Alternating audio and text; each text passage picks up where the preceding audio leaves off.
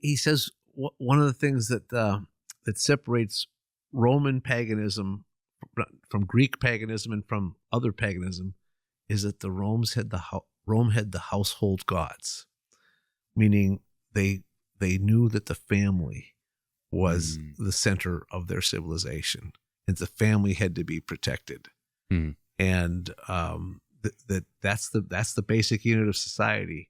And for the other the other pagan civilizations, the family did not have that esteem, which is why they're killing babies in Carthage, right?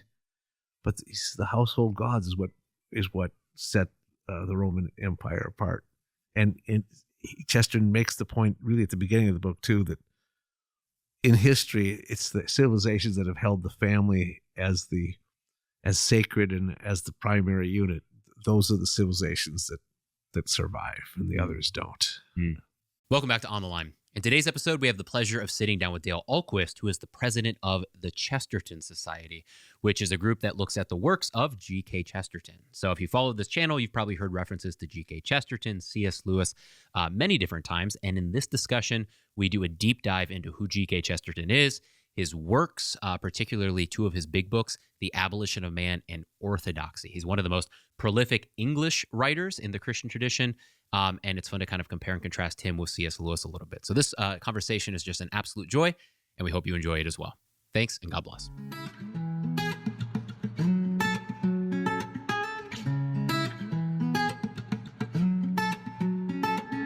All right, so today we're sitting down with Dale Ahlquist, and you're the president of the Chesterton Society of America, which is, many people don't know this, but this is why I moved to Minnesota, was to be closer to the headquarters of the Chesterton Society, which is, you guys are in Hopkins, is that right?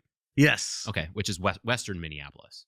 Yes, it's a suburb that's actually a complete little town. It's got 19th century storefronts in it, and yet it's enveloped by the suburbs, but it's right next to Minneapolis. Does the town itself try to take on a Chesterton identity? A lot of cigar shops and we're working on that. By being there, we are the Chesterton presence, but we're going to get to the cigar shops and the pubs eventually. So we're going to talk Chesterton today. G.K. Chesterton, those that have watched have heard references to him a lot. But now we have the opportunity to do a deep dive, and I'm very excited for this because I've got a ton of questions. So I was kind of thinking about what's a good way to start. I want to get a little bit of background for him, but I thought it might actually just be helpful. I saw you kind of do this towards the end with Pints with Aquinas, and could we maybe just go through some of his quotes? I know you've got a lot of them memorized, and that way some people that maybe have never read him, don't know much about him, can just get a taste of his wit, maybe of his paradox. Should we just replay the Pints with Aquinas tape, and then we can skip this? Yeah, we could go to the pub and we could just put the interview up. Yeah, so Chesterton's, if he's one thing, he's quotable. He's one of the most quotable writers in the English language. He's been called the Shakespeare of the aphorism. Yeah, so one of the most famous ones is. The Christian ideal has not been tried and found wanting. It's been found difficult and left untried. And the Bible tells us to love our enemies and to love our neighbors, generally because they're the same people. And truth of necessity must be stranger than fiction because we have made fiction to suit ourselves. Which could be a good play on even the way our critique of maybe paganism, right? That very, very much so. Paganism is less strange than the incarnation. You can say that because we created paganism in our own image in the incarnation. Right. Paganism is the natural religion. It's what you do without revelation. You have to come up with something, right? And that's what we came up with.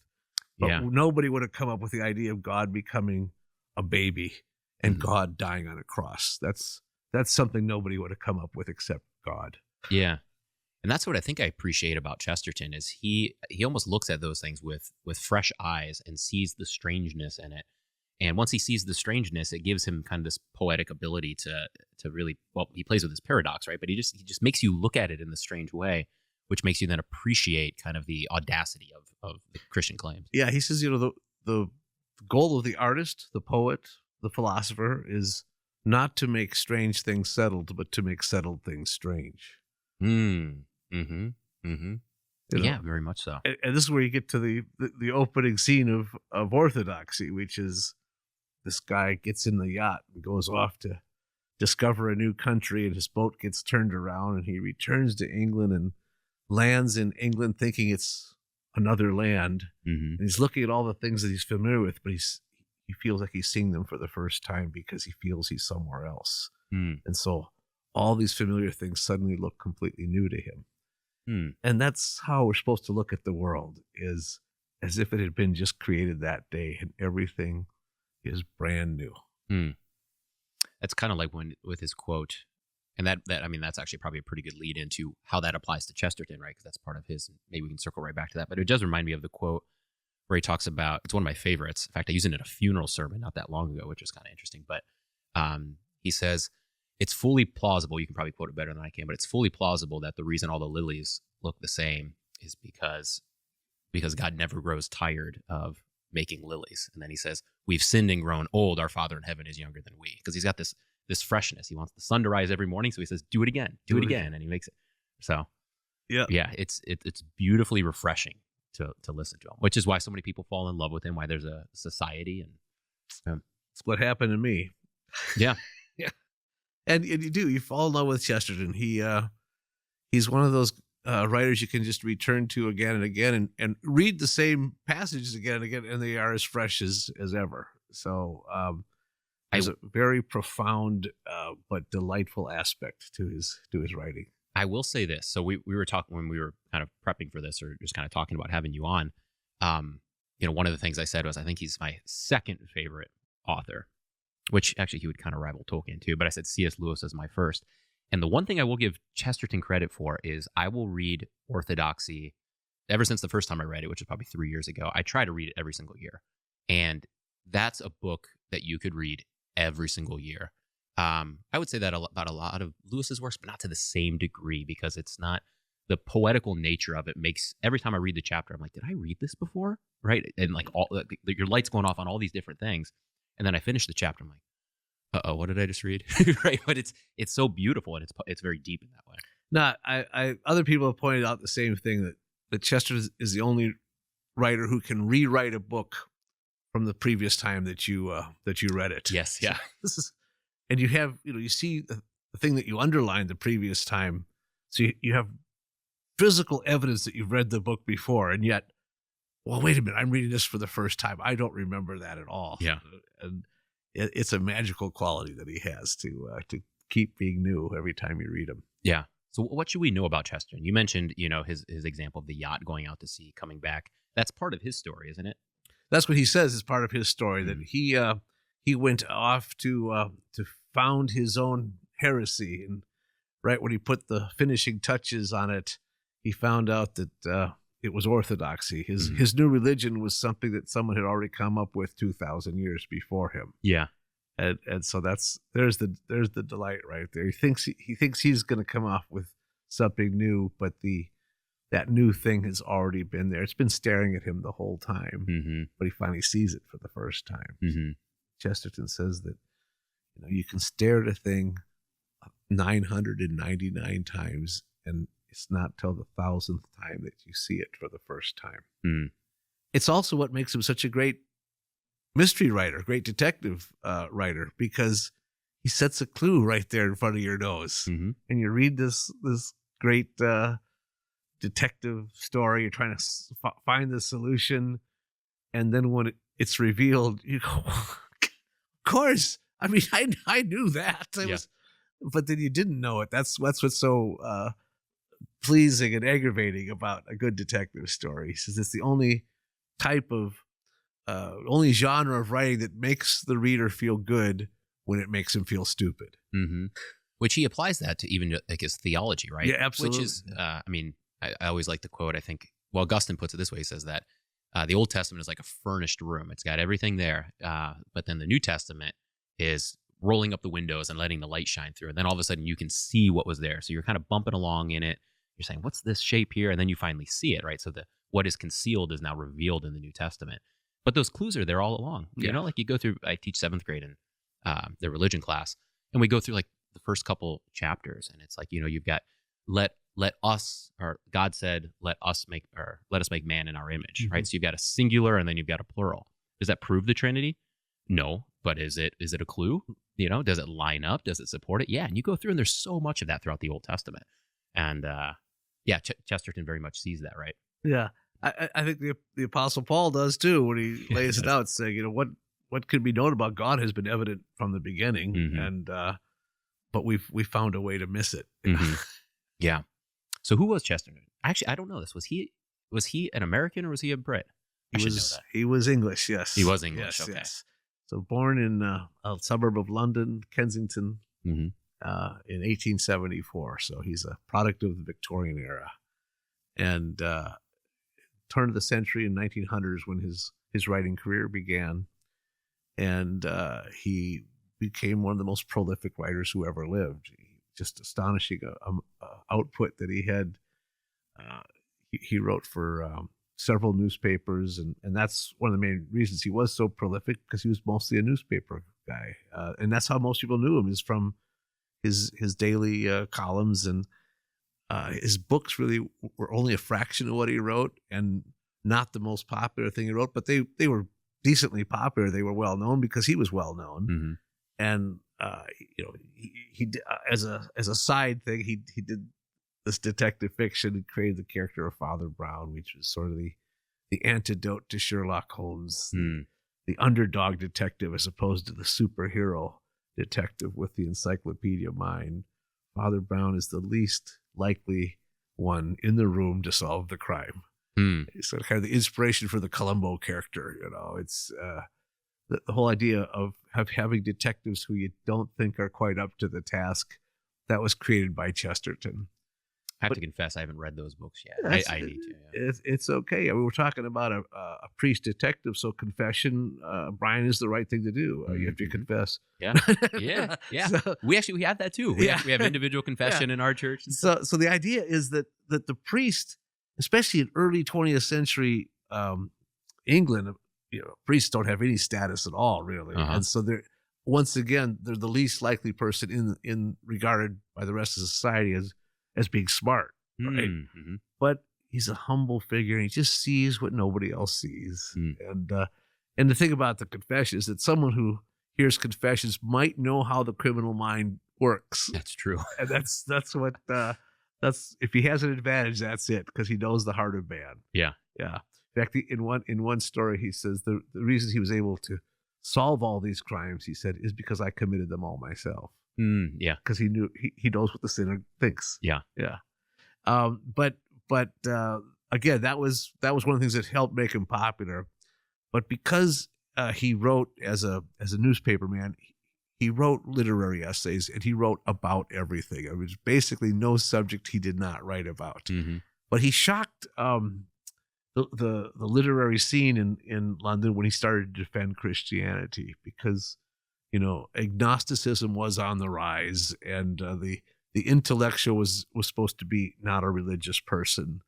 And Chesterton was the living paradox, as being a really eloquent and intelligent writer and thinker and speaker, but who embraced Christianity. Mm-hmm. And so that set him apart from everybody else, in that scene. Mm-hmm. And so he wrote his book Orthodoxy in 1908, which is basically, he calls it his slovenly spiritual autobiography of how he came to embrace Christianity. Mm-hmm.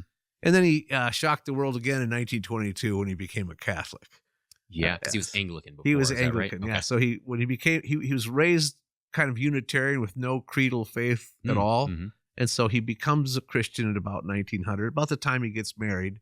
His wife, Frances, he said, was the first Christian he ever met who was happy.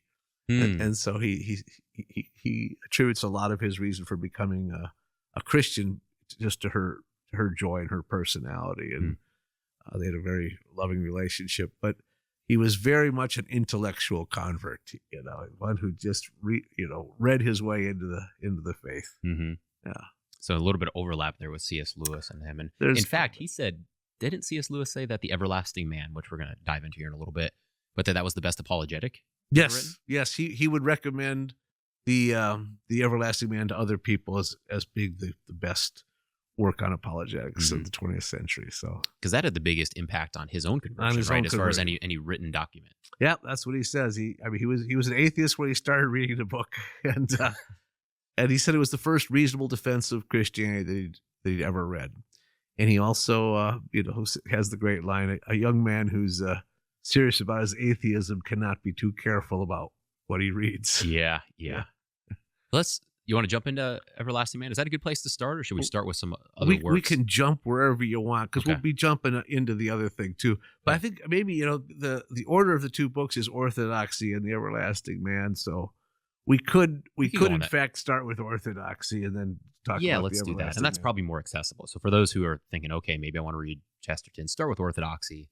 I started with the Everlasting Man. So did I, because I wanted to, and I think as I was reading it, I knew I was reading something powerful. I didn't know what I was reading, but kind of my pride kept me going. I'm like, well, I know this is a good book, so I gotta get to the end. But then as it once you get a few chapters underneath your belt, and certainly when you get to the turning point of that book, then all of a sudden there's lights shining all over the place. But anyway, Orthodoxy.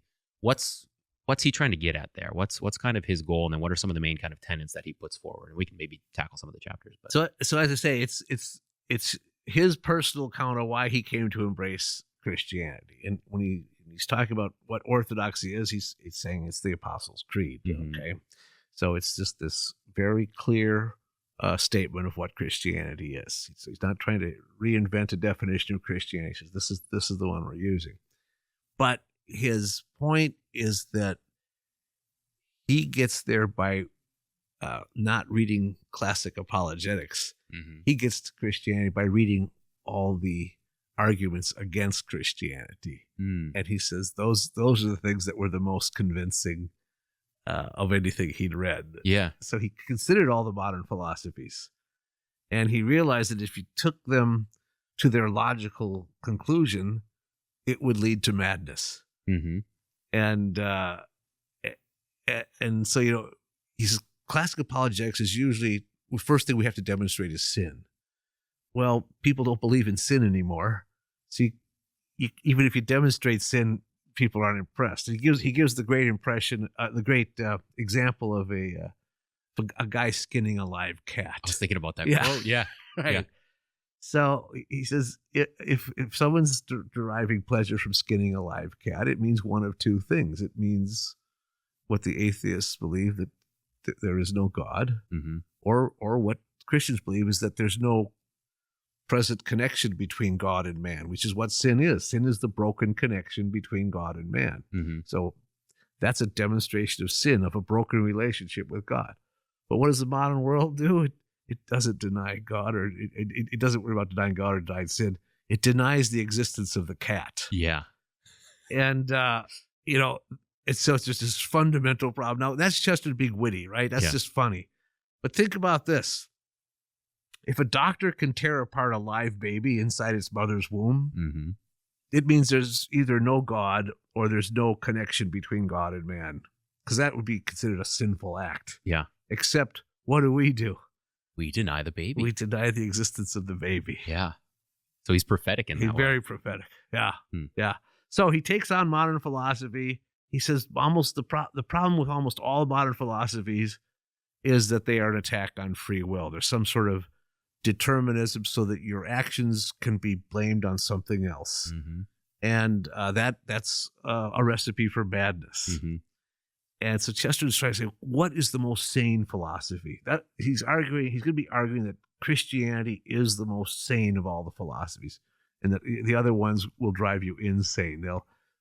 You'll end up in the clean, well-lit prison of one idea. Mm-hmm. Yeah.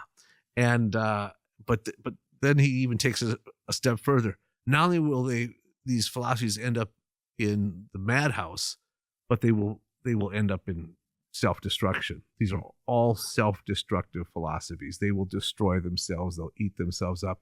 And determinism is one of them. If everything we do is a result of our biology or our economics or some psychological set that's been there because of our parents, if we don't have free will, our decisions don't mean anything. It just absolutely doesn't matter what you do. In fact, the determinist, he says, can't say, please pass the salt.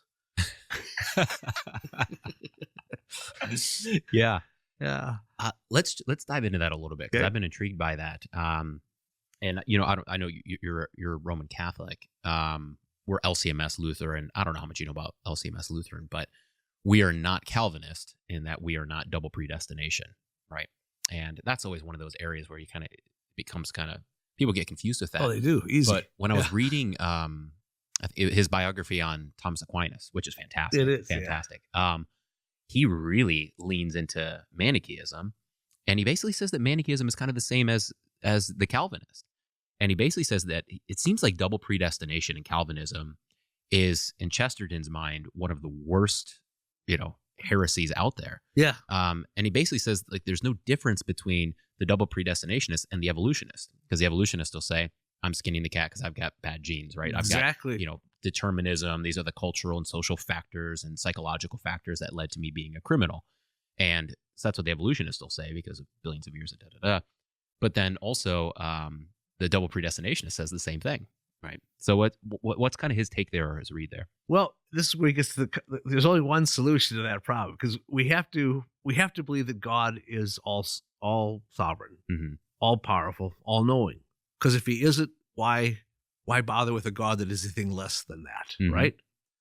But we also have to believe in free will, because if we don't, then again, what does it matter what we do? We absolutely have no control over our actions, because they've all been programmed in there, whether by God himself or by our genes or our atoms. If we don't have free will, it's all nonsense. You have to have both free will and an all-powerful God. But those two don't go together. If Chesterton says, yes, they do. They go together in the paradox. The concept where two truths can both be true, even if they appear to contradict each other. And he says the sane man always has operated with a paradoxical understanding of the world. The insane man will lose one or the other. They'll either go all predestination or all free will, and there's no God, and we don't have to be accountable even for our actions. You have to have both. And he said, we have two eyes in our head, and each eye sees a different picture. This eye sees a different picture from that one. We are looking at two different pictures at the same time, and yet we see better because we see two pictures at the same time. He says our spiritual sight is stereoscopic, just like our physical sight. We see the two things, we see the contradiction along with them, but we see all the better for that. That's why it's possible to believe in fate and free will at the same time. And then, of course, he gets eventually to the ultimate paradox. The ultimate paradox is someone who is fully God and fully man. Two things that aren't the same. And it's not that he's half one and half the other, or something different from one or the other. He is fully divine and he is fully human. And that is the connection between heaven and earth right there, is through that person who's both God and man.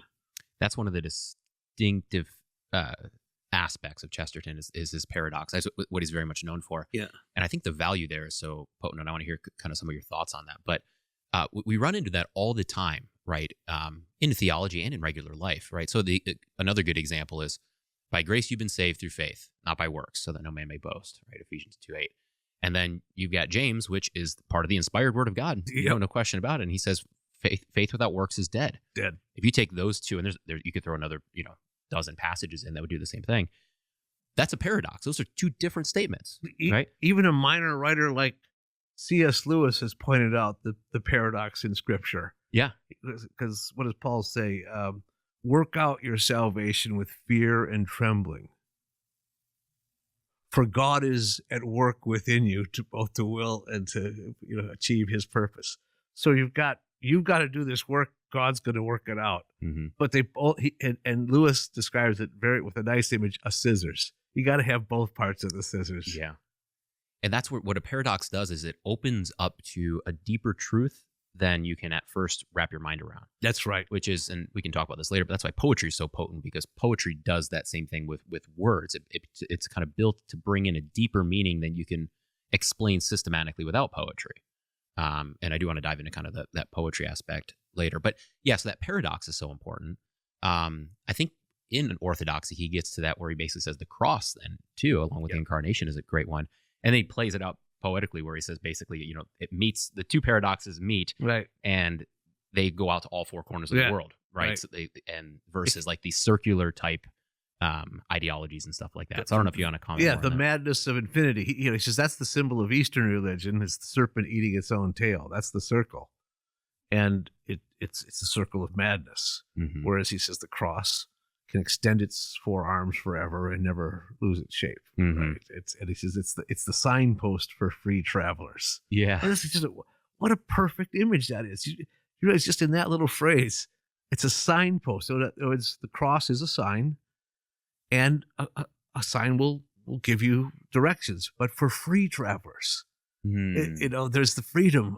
It's gonna lead the free man in the right direction. Cross is the signpost for free travelers. Mm-hmm. Yeah, that's beautiful. And that's what chapter is that at the end of? Do you remember? That would be in the Madman at the beginning of the second chapter. Okay, yeah, where he's talking about madness, and he says, here basically are the two philosophies. This is another thing C.S. Lewis picks up on from Chesterton, that there's basically just two religions in the world. He says there's the Eastern and the Western. Mm-hmm. And, the Western religion is seeking God. It ends in the complete fulfillment of finding the truth and having communion with God. Mm-hmm. The Eastern religion is going the opposite direction. It's searching for nirvana, mm-hmm. which is nothingness, but just the suppression of all desire, and just to get to that nothing state where it's not fulfillment. It's just the opposite of fulfillment. It's getting rid of even the desire for fulfillment. Yeah, I think he uses the example of he even talks about like the artwork, right? And he talks about how all the pictures of the Eastern sages, their eyes are closed because they look inward. Yeah. And all the saints, that iconography, their eyes are always open because they're looking out at God and at their neighbor. Yeah, he says they're frightfully alive. They're frightfully alive, yeah. So what other things from Orthodoxy are really important to draw out? Yeah, so after he establishes that these other philosophies are not doing it for him, then he starts to compare how Christianity does work where everything else fails. Mm-hmm. And it's I think one of the most exquisite chapters in the book is the ethics of Ahlquist. I was going to ask you about that chapter. Yep. Yeah, and that's part of the turning point in the book too, because he's gone from talking about the bad philosophies to now let's talk about building a positive philosophy. Well, for him, it starts in the nursery. Mm-hmm. He says all the most important things I ever learned in my life, I learned in the nursery.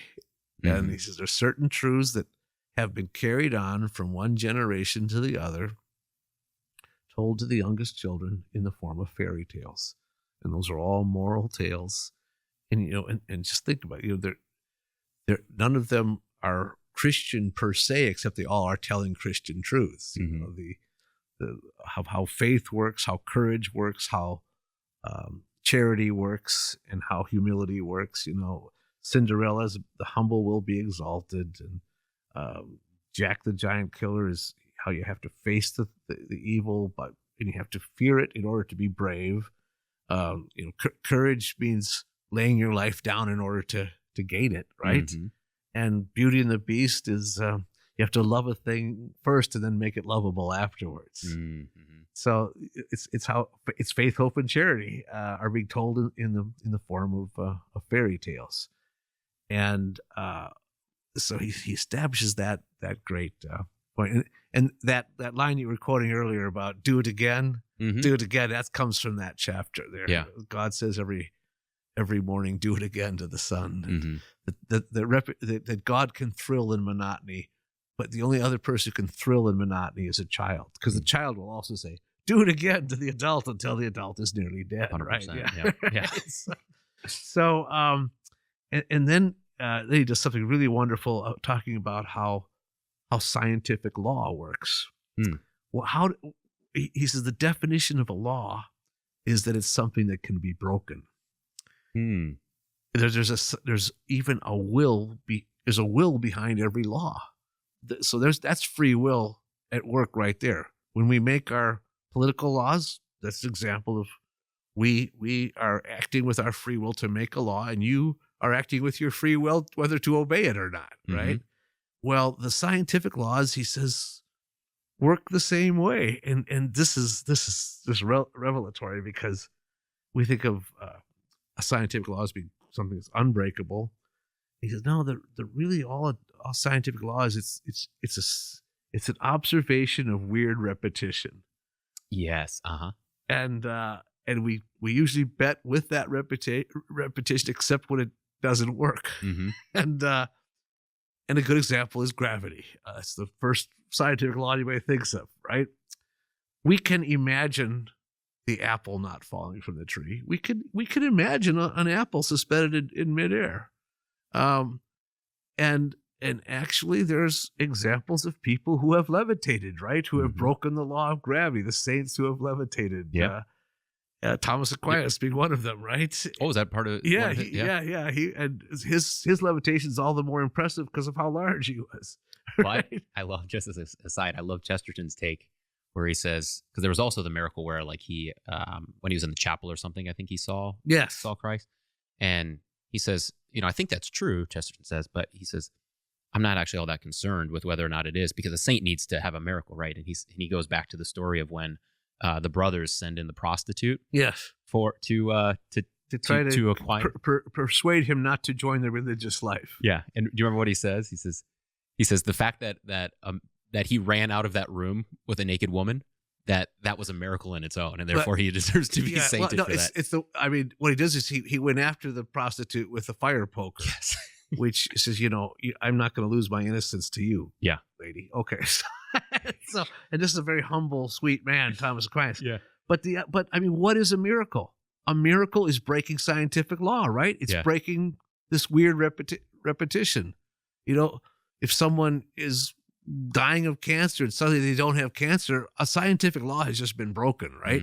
So any miracle is God interrupting a natural plan that he had put in motion. So there's a will behind the law. Yeah. But what Chesterton says you can't do, and in the fairy tales, he says, we don't understand a scientific law. The best way to describe it is magic. Instead of calling it a law of science, the best thing, because we don't really know what gravity is. We just observe the apple falling. We don't know what makes the apple fall. We say it's a force. We don't know what a force is. You can't. It's just another word you're using to describe something you can't describe. You're assigning a word to something that you really don't know how it works. You don't know how gravity works. Chesterton says, I'll tell you how it works. It works by magic. Why does the water flow downhill? Magic. And so we know that when we read a fairy tale that there are these magical forces, and they have their rules that they follow in the fairy tale. In fact, one of the main things that they follow is what he calls the doctrine of conditional joy. That you don't get to enjoy the magic unless you follow a rule. You have to be home by midnight or your carriage will turn into a pumpkin. You'll be happy if you obey. You'll be unhappy if you disobey. You can have everything, all the joys of this garden, but just don't eat the fruit from that tree. You'll be happy if you obey. You'll be very unhappy if you disobey. The doctrine of conditional joy. How do you explain it? Magic, because you don't explain it. You just know that there's an arbitrary set of rules, or it seems arbitrary, but you do know that if you obey the rules, things will work out for you. And if you don't, it won't. But he says the one thing you can't do in fairyland or in our land is break the laws of logic. So you can break the laws of science, but those are not logical laws. In fact, we can't explain the laws of science, but we do have logical laws, which is 2 + 2 = 4. You cannot imagine 2 + 2 equaling anything other than 4. Try to do it, you can't. 2 + 2 always, it works that way in the fairy tales, and it works that way in our world as well. So logic always applies. So reason does work, and so does faith, and faith and reason go together. So is that, that there's a little bit of Proverbs in there too, right? Or Proverbs 8, I think it is, where wisdom is kind of knit into reality. I was there when all things were created, and there's that aspect then that those are unbreakable things, and almost even, to your point, deeper than the physical laws. And that's where it's either Chesterton, or maybe Chesterton influences Lewis on this, because I think he talks about that too, but he makes the point that all of the miracles that Jesus does, or that God does, they still kind of follow those rules, but they speed them up or slow them down. So in other words, like when when Jesus has condemns the fig tree and the fig tree dies, trees do die. He doesn't turn the fig tree into a stone, right? That would be kind of wild. But, or he says, now your eyes are healed. The body does heal itself, but he has the body do it instantaneously, because here comes the owner of those laws who created it. Yeah, the owner of the laws can do what he wants with his own laws. Yeah. Yeah. Yeah. So what other chapters are real important, you think, in orthodoxy? So he has a whole chapter on paradox, and I think that's where he talks about the ultimate paradox being Jesus. Mm-hmm. And then how there's this the early chapter says that not only are philosophies insane, they're self-destructive. Chesterton has a chapter called The Flag of the World, which is probably one of the hardest chapters to take for the people reading in the modern world, where we deal a lot with suicide and self-destructiveness. People have a self-destructive behavior in the modern world, including the ultimate act of self-destruction, which is to kill oneself. Chesterton says that's the most unnatural possible thing you can do, because you're not killing yourself, you're killing the entire world. You are murdering the entire world when you murder yourself. That's a heavy thought, because the natural thing is to defend life. And there's a basic loyalty to life that is obviously planted in us, and that chapter is called The Flag of the World. The flag being, you honor the flag of your country, the flag of existence. You defend the flag of all existence. It's a lovely, positive, but strong idea. He goes, and Christianity does that. Other philosophies don't. And in all these cases, you say, this would be an ideal philosophy. Well, that's what Christianity is, and the other ones aren't. Is this where I wonder if it's in this chapter? But he uses that quote. He talks about the man who will save his life will lose it, and the man who loses his life will save it. And then I think Chesterton goes on to basically say that's not some kind of highfalutin philosophy. It's actually it's the most tangible, practical advice for like a sailor at sea or a mountain climber, right? That, there might be a time where in order for him to save his life, he's going to have to make a risky jump over to this next, cliff or something like that. But that's just the natural. I don't know if you can remember. Yeah, no, it's from the that's from the Paradoxes of Christianity. That chapter. But he says, the only way out of danger is the dangerous way. Yeah. Yeah. So, right. And then he starts getting into what he calls the romance of orthodoxy, and how Christianity has been. That's the chapter where he says all of the arguments against Christianity he found to be arguments in favor of Christianity, and he says and many of the arguments against Christianity, he said, are very good arguments, except for the fact that they're not true. Yeah. Like he says, the Christianity has brought doom to the world and dourness. He goes, no, the Christian countries are the happy countries with lots of color and art and dancing and joy. And it's the countries that have rejected it that are the sad ones. And things like that. So that he just kind of takes this a kind of a punch list of classic arguments against Christianity, just turns them right around, and that's what he's a master of doing. Yeah. He kind of gives the other side their due until the last point, and then he shows where the logical fallacy is. Right? Exactly. Yeah. So is that where you can see even the way I have to ask these questions, like that's how Chesterton is. It's like you got all these little proverbs that stick in your mind, and I'm like, I don't remember where this is in the whole context, because he's not a hyper systematic writer. No, especially You could argue that Everlasting Man is more systematic, but Orthodoxy is not a systematic book. It's just it's basically a barrage of reasons to come at you, but not in a systematic way. It's just that you have nowhere to turn. Yeah, because he's getting you from all angles. It is. For those that have not read it, just please read it. It's the most beautiful literature I think I've ever read, and I'm sure maybe a lot of the classical writers are that way. But when you read, like, I'm reading Confessions by Aquinas or by Augustine, like I'm not reading it in the Latin, right? So that's translated, and you do lose things in the translation, Amen, yeah. right? So that's where someone like Chesterton or Lewis or Tolkien, one of the beauties of them is they're writing in our native language. So they have you're getting them with all of their potency of their mastery of the language. To where once you get translations, like it's a little bit more difficult to capture that. Yeah, it does make you think about the fact that some of the greatest works that we read in translation, and you wonder how much better the original would be. Oh, yeah. Especially when you read a writer like Chesterton, you think, how could this possibly be translated? Yeah. And yet he's very popular in other languages too. So something is universal at work there. Yeah. So the one I was thinking of, maybe it's Everlasting Man, or maybe it's around here in Orthodoxy, but he talks about, so maybe my question is, why did he see secularism, or did he see secularism as kind of the weakest of philosophies, which is important because that's kind of our main philosophy now. We're very post-Nietzsche. Yeah. But I think, he critiques secularism, and then he kind of praises paganism, not as the ultimate truth, but as far better than what we're dealing with now. And he's like, then he has some kind of beautiful quote where he's like, if I were a pagan, I would, and he just kind of talks about, like, how much superior paganism is than the modern philosophy, and then of course Christianity being superior to paganism. Well, he says the great thing about paganism is that it ends in Christianity. That's where it leads to Christianity.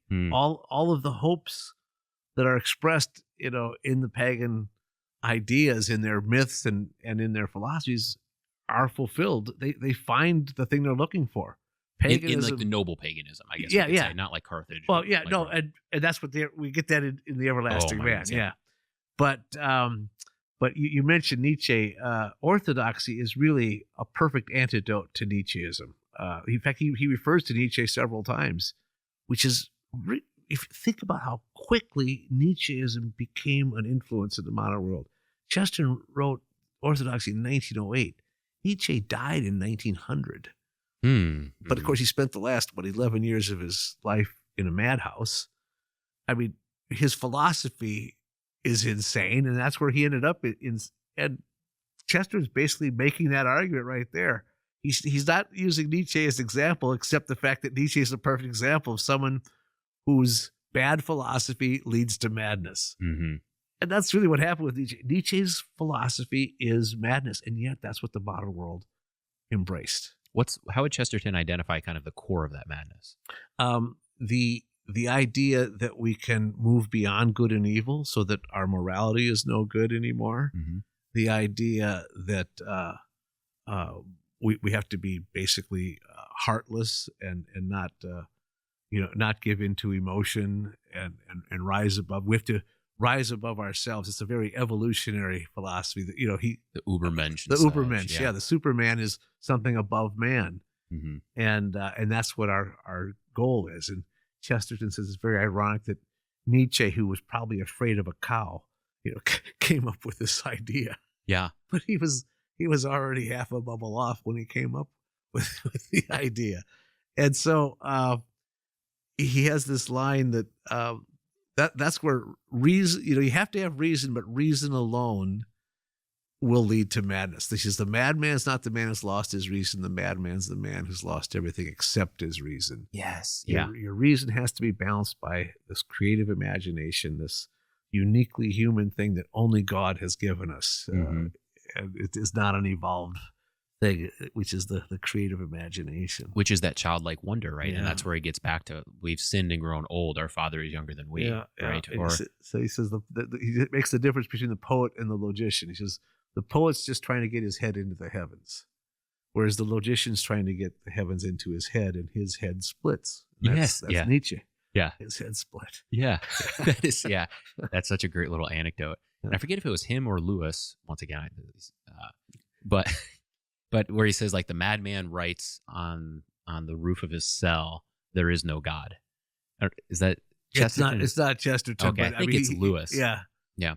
But it's that idea that he shut himself in. Yeah, I mean, with denying the heavens, which is where Lewis obviously borrowed the idea from Chesterton, because the idea is that you do lock yourself in the cell when you are mad, because you create this very small, neat universe, like the clean, well lit prison of one idea. Yeah, and it works, but it's not reality. Yeah, which Lewis plays out in that hideous strength. Yeah. I think Philostrato is, or maybe it's one of the other characters, but they want this like cleansed earth. They want like all biological life distinguished because that's dirty, and they want this kind of this clean scientific, where they can control everything. And kind of the lesson is you have to kind of submit to not nature as in Mother Nature. In fact, Chesterton would say Sister Nature, Yes, right? right. But you just have to submit to kind of this beautiful order of God's creation, and not kill all of that for the sake of kind of this hyper logic. Yes. So then orthodoxy ends with a chapter called the Authority and the Adventurer, that where there is no adventure if there isn't a God. There's no adventure in a godless universe because there's no meaning in it. So there's no suspense. There's no even a goal to reach when there's no authority, no author of life, as it were. Yeah.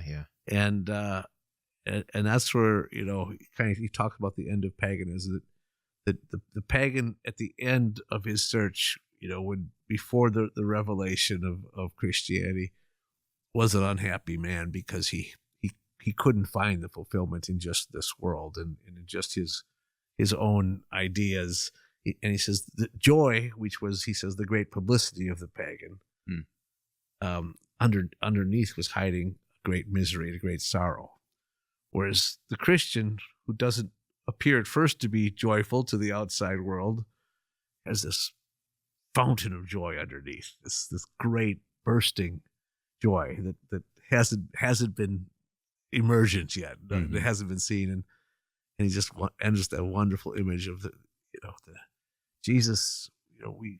We see some of his emotions in the New Testament. We see his anger, we see his sorrow. One thing that there's one secret that he doesn't ever reveal, it seems.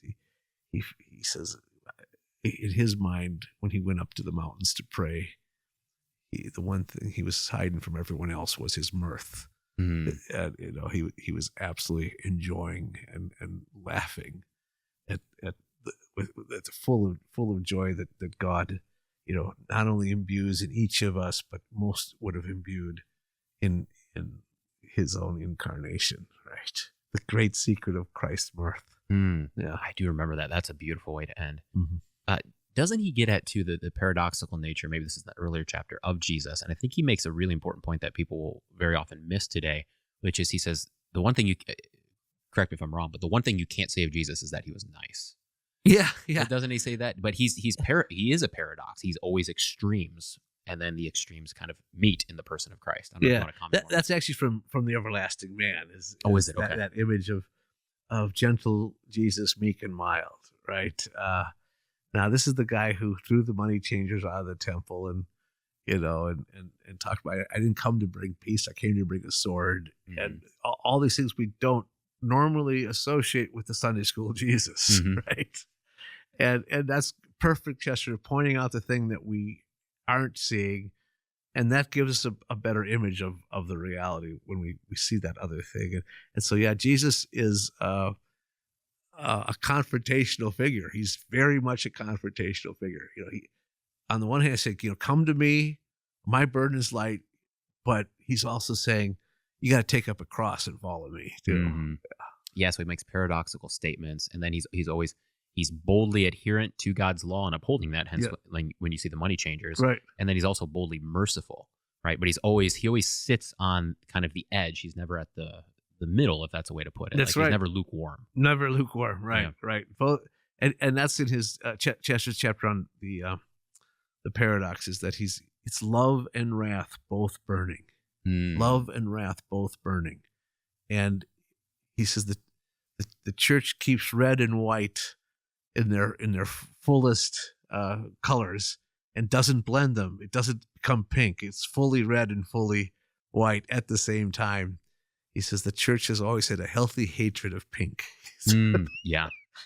Yeah. Which is where when churches get into trouble, that's usually where they end up going. Yep. That's exactly right. Yeah. What about the martyrs? He really liked the martyrs, didn't he? Yeah. The martyrs, are, he says that a perfect example of the joyful Christian is the martyr. Mm-hmm. That's not a martyr is not a miserable person. It's a very happy person. And just the opposite of what our own, attitudes are as well. I just want to avoid suffering. I'll be happy, and I'm going to do everything I can to not cause trouble and to not. And now the Chesterton says these are the people who walked gladly, to their death because they knew there was something greater than anything this life can offer. It's almost like his statement on where he says the angels levitate because they don't take themselves too seriously. Exactly. Angels fly because they can take themselves lightly. Yeah. One of his great lines. Yeah.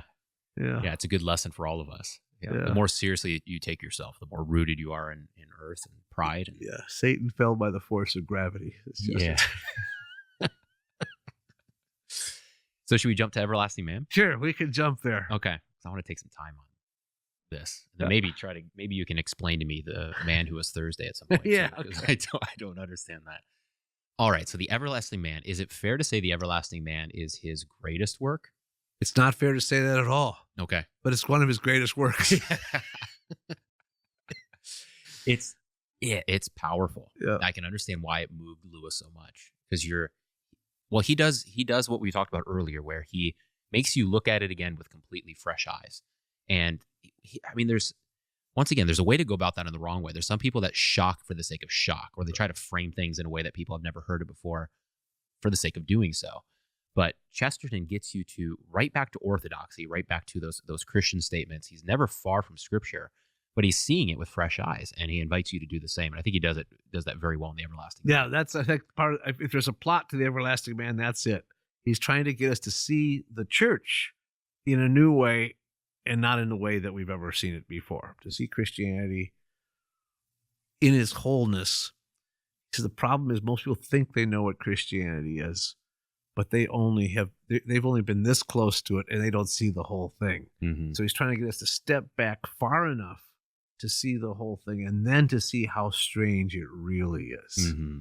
Because it is not the story that they have in their minds. And he gives an example of in England, there are these white chalk figures on the sides of hillsides that have been there for thousands of years. This is where he starts the story. Right? Yeah. And just real quick, there's two kind of sections in this book, right? So there's kind of BC, before Christ, incarnation is going to tie everything together. And then there's kind of the church in itself kind of progressing forward. So AD, yes. Yeah. Right. So he begins the whole thing in the cave, right? Right. But even before he gets to the cave, he's just like, this is how this book's going to work. And he's saying that imagine someone living on one of these hills in England, and there's this image of a giant that has been carved into the hill, but there's too close to see. It's only when he leaves his home and leaves the hill, he looks back and says, "Oh, there's a giant on that hill, and I never knew it. I was right on it. I was sitting there." So one of Chesterton's great poems, in fact, probably his greatest poem, is called "The Ballad of the White Horse." It's a book-length poem, and it's about the battle of King Alfred, saving Christianity from the barbarians, not the pagans, but the barbarians, the Scandinavians, my people, in the 8th century, right? But he's referring, the white horse he refers to is this image on the side of a hill, carved out of the grass because there's a chalky subsoil, and they cut the grass away. It makes an image that you can't see when you're right on it. You have to see it from literally 1 or 2 miles away, and then you see the image on the side of the hill. And the only way that image stays there, in this case, it's an image of a white horse. The only way it stays there is if we keep clearing away the grass and the weeds. Because if we don't, it'll just disappear into the hillside. Mm-hmm. So here's this ancient people cut the horse out of the hill, and it's only been there because every generation after that maintained the tradition of cleaning away weeds and the grass that were growing up on the chalky soil. And in the time of King Alfred's fight against the Danes, England had been lost, and no one was taking care of the white horse. It was starting to fade, and so they weren't preserving their own traditions anymore because they couldn't, because the barbarians had attacked them, and so they have to fight the Danes to get them out, and then it ends with them going and scouring the horse again and restoring what was there.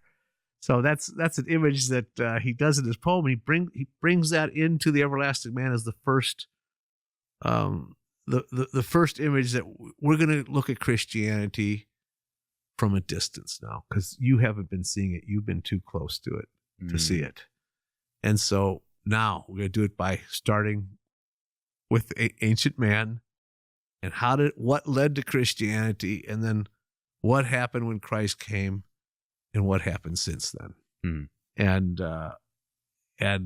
he shows then that really all of history has been leading to that point, and everything from that point can only be explained if Christ was who he said he was. You just cannot explain history without Jesus being who he is, who he claims to be, the Christian explanation.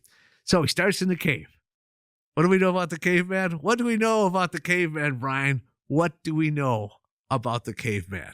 I love how there's never been a better argument against the scientific understanding of history. Yep. And he says it so simply and with comedy. But yeah, he says, what do we know about the caveman? We know that he draws on caves. Yeah. Right? That's the only thing we know about him. Everything else is a speculation. We don't know how he treated his wife. We don't know about his grooming habits. We don't know even really about his eating habits, because all that's lost to us. The only thing that remains that the caveman did was the painting on the wall. That's the only thing we know about him, is that he was an artist. And that's what sets him apart from all the other animals, because none of the other animals did art. So he says art is the signature of man. So here's our introduction. Man is something different from all the other animals. Why does Chesterton have to make this point? Because during his time, in fact, he's writing this book as a reaction to H.G. Wells' book, The Outline of History, which argues that man is just something that crawled out of the muck and is just another animal. Also argues that Jesus was just another man. There was anything different. He was just a result of these other men that crawled out of the muck. And so Chesterton's first, we're going to establish that man's different from all the animals, and then we're going to establish that Christ is different from all other men. That's the thought of the book is a reaction against H.G. Wells' book.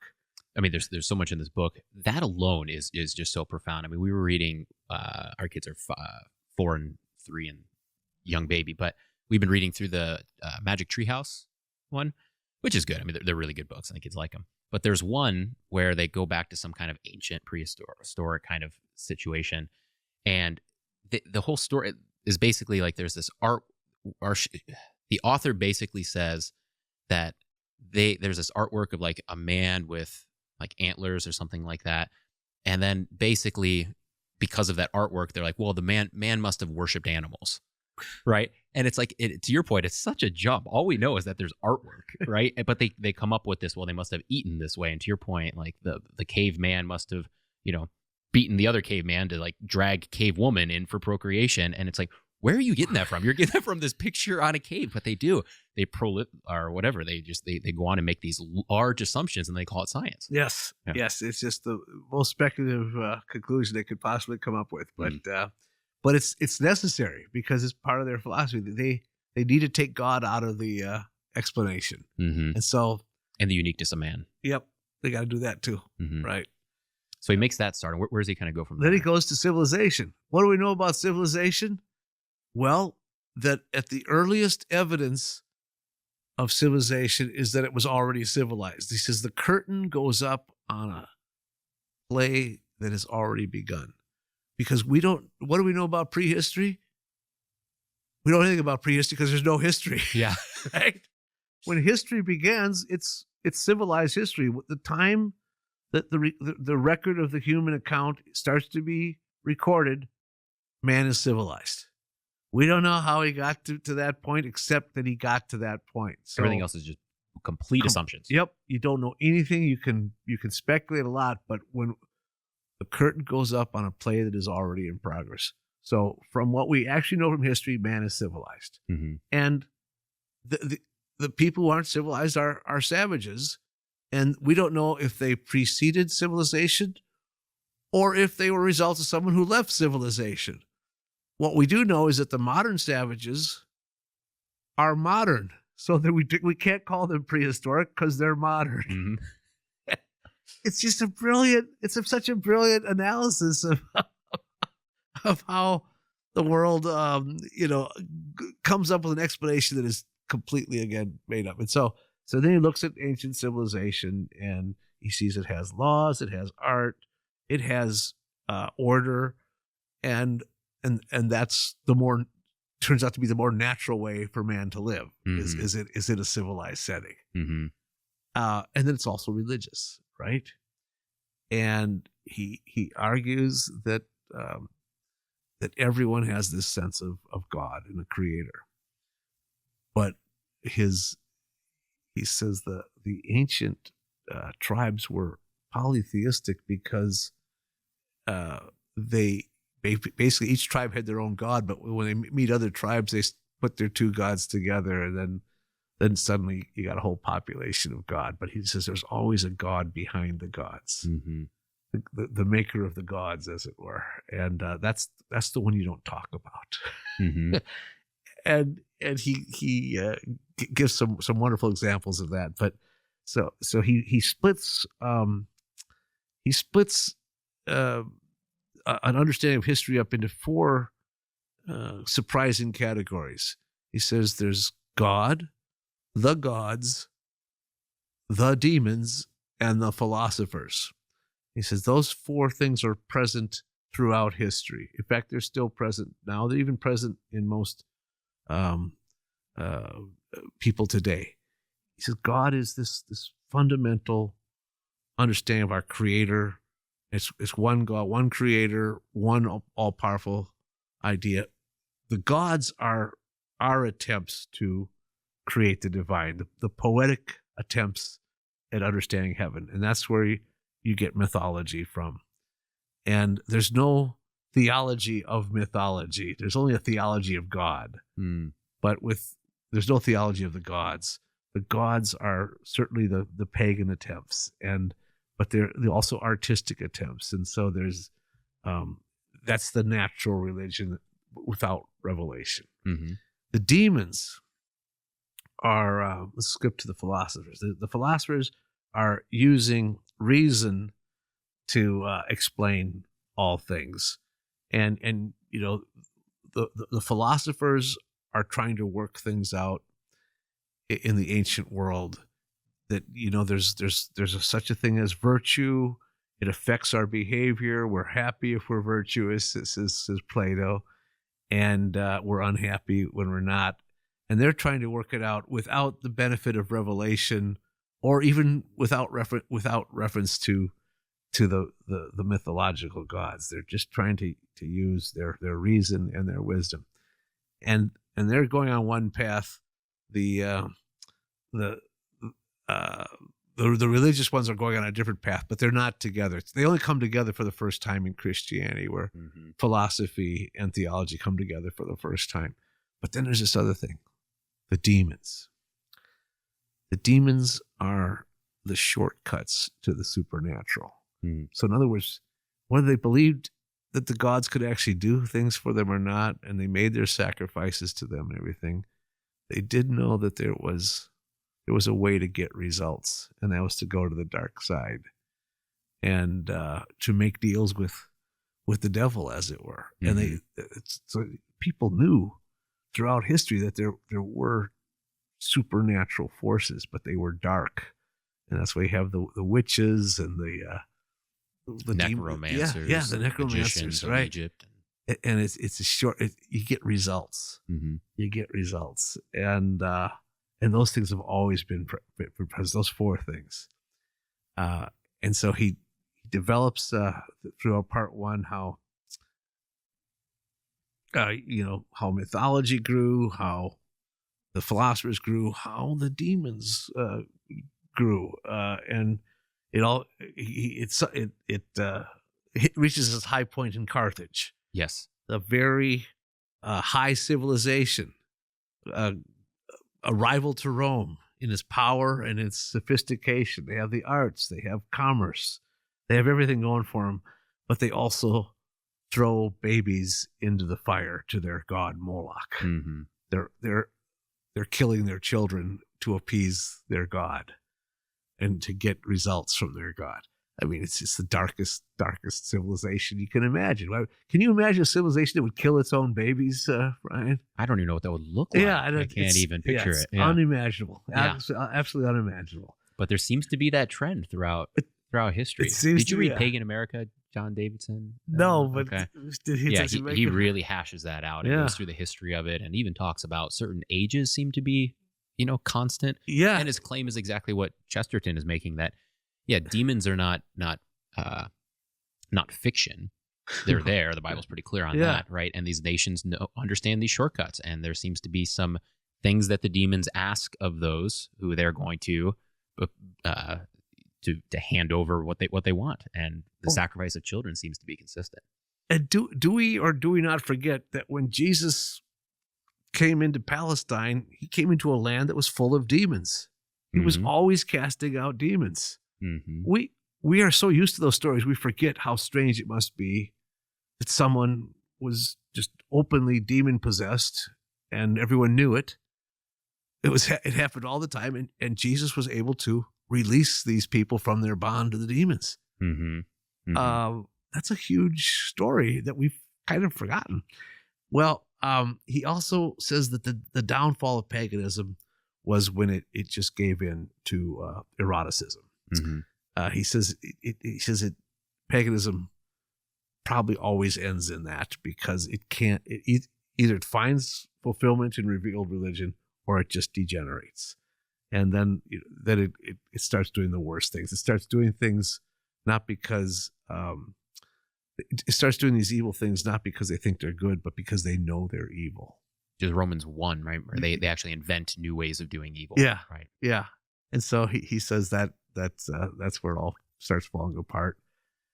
And then he says there's something happened in the ancient world where this group coming from some far outpost started claiming that they had seen God die. Can we go back one step further? Yeah, because I've always been fascinated with because he spends one or two chapters, or maybe it's just one chapter, gods and demons or something like that. The gods and the demons. Yeah, the war Rome and Carthage, right? And he goes through, and it's a beautiful chapter, both just historically, but setting up for kind of his claim that, as you said earlier, all things lead to the incarnation. So he's making a claim, and Lewis picks up on this too, and that Marcos is a more modern writer that does that, right? Where you've got the mythology of the pagans, and you've got the Jewish religion, and you've got both of these come together in Christianity in kind of a unique way, where it fulfills both. But to your point, or to Chesterton's point, there's this battle that takes place before that incarnational moment can happen, and that is between Carthage and Rome, right? Which he says is basically the worst of paganism and the best of paganism. Exactly. Yeah, so that's a good point. Yeah, and that Rome, even in its poor state, knew that there was something worse going on with Carthage, and I said Carthage must be destroyed. Mm-hmm. And they were the weaker empire at that point, and they were the Rome underdog. Was. Yeah, Rome was, and but they knew they had to destroy something that was in really bad shape. Mm-hmm. Yeah. So how's that go? Because there's the story of, there's kind of an initial victory, right? Hannibal leads elephants and this huge army in from the Alps. Yeah. And it looks like Rome's defeated. And the way that Chesterton plays that out, he's not just telling the history, but he's showing that there's some spark and there's some virtue in Rome that allows it to defeat Carthage. What's he getting at there? Yeah, he says one of the things that separates Roman paganism from Greek paganism and from other paganism is that Rome had the household gods, meaning they knew that the family was the center of their civilization, and the family had to be protected. and that's the basic unit of society. And for the other the other pagan civilizations, the family did not have that esteem, which is why they're killing babies in Carthage, right? But the household gods is what set the Roman Empire apart. And Chesterton makes the point really at the beginning of the book too, that in history it's the civilizations that have held the family as sacred and as the primary unit. Those are the civilizations that survive, and the others don't. So Rome comes out of the ashes. Yeah. Underdog. Looks like they're all defeated, and the spirit rises up in Rome, and they throw out Carthage. Right. And then they really are at the high point of their civilization, but then their threat is no longer attack, it's decay. And Chesterton says that's a line from actually one of his essays, but he says we talk about the modern world. Our chief peril is not attack, it is decay. And, another real strong prophecy from G.K. Chesterton. But that's exactly what happens in Rome, and that's when it says it ends in eroticism. It ends with just collapsing into itself, and that's that was the big, really the true beginning of the end of the Roman Empire. And then he, at the very end of part one, he just gives you a little hint of what's going to come in part two, because part two does begin with the God in the cave, the birth of Christ, that he was born, under the earth, as it were, because the traditional idea of the cave at Bethlehem, or the stable, was that it was a hollowed out rock. That's where the animals were kept. Not quite the unique Midwestern stable that we have come to. Not the Minnesota farm. Right, exactly. And so he has that beautiful image. It should be a line on a Christmas card. He says, the hands that created the sun and stars were too small to reach the huge heads of the cattle.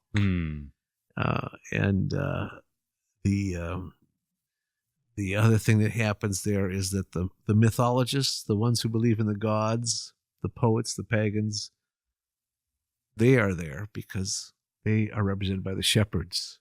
Because what do looking up at the stars at night is where we create all these images of the gods, right? They're the constellations, right? So they're looking up at the stars. They're the ones who believe in the gods. They're represented by them, the pastoral ones, and so they are present. Who else is present? The philosophers, the wise men. So those two categories. Who else is present? The demons. Herod is out there killing babies to try to kill the Christ child. So all three of those elements are present. The demons, the philosophers, and the gods. So that image comes together. That theme comes together.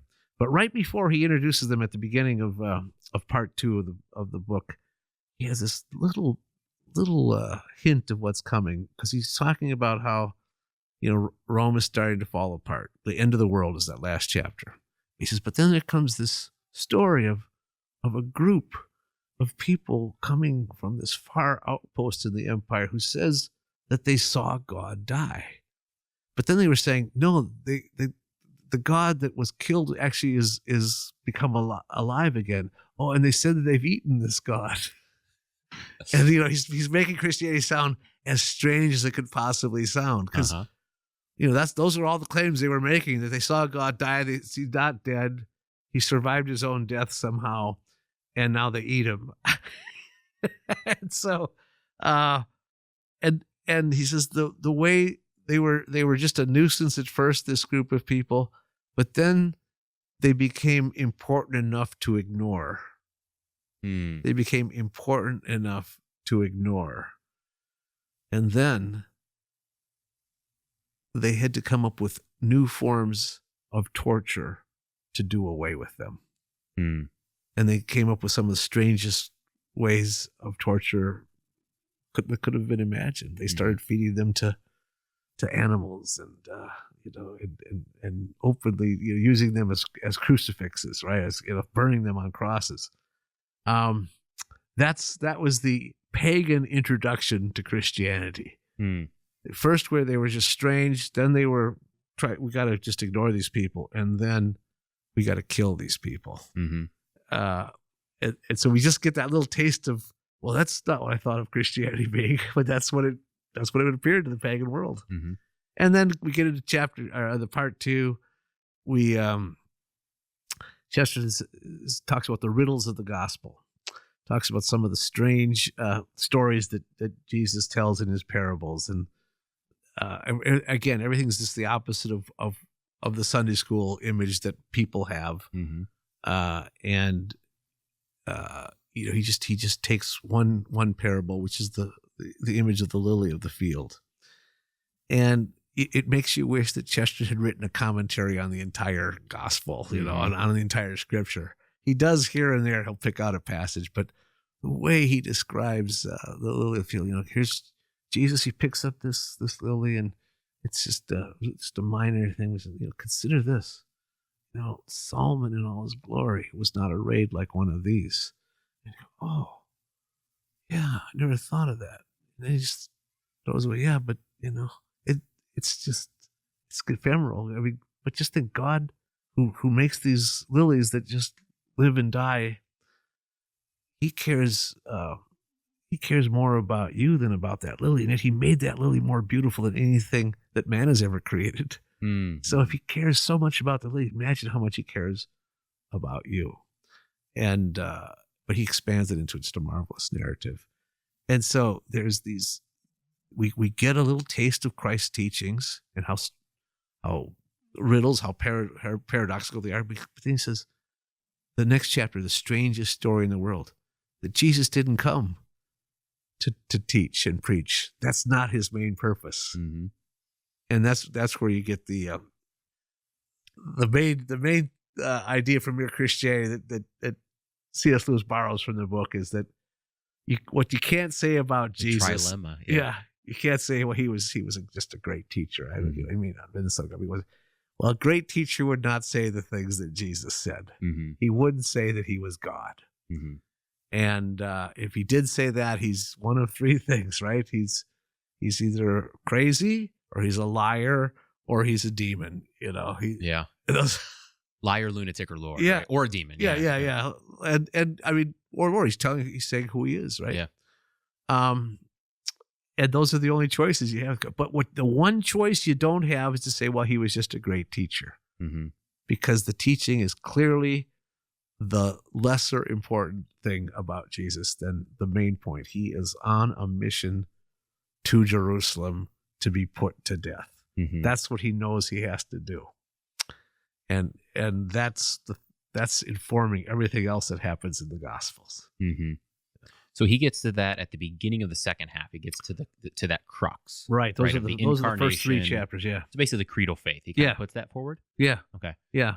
And in a very creative way, right? Because he starts with this baby, and then he goes to the teachings, and then he goes to the crucifixion. Yeah. And how does he tie that in then with paganism kind of moving forward, right? Because he puts this picture of like paganism dying, with Rome dying.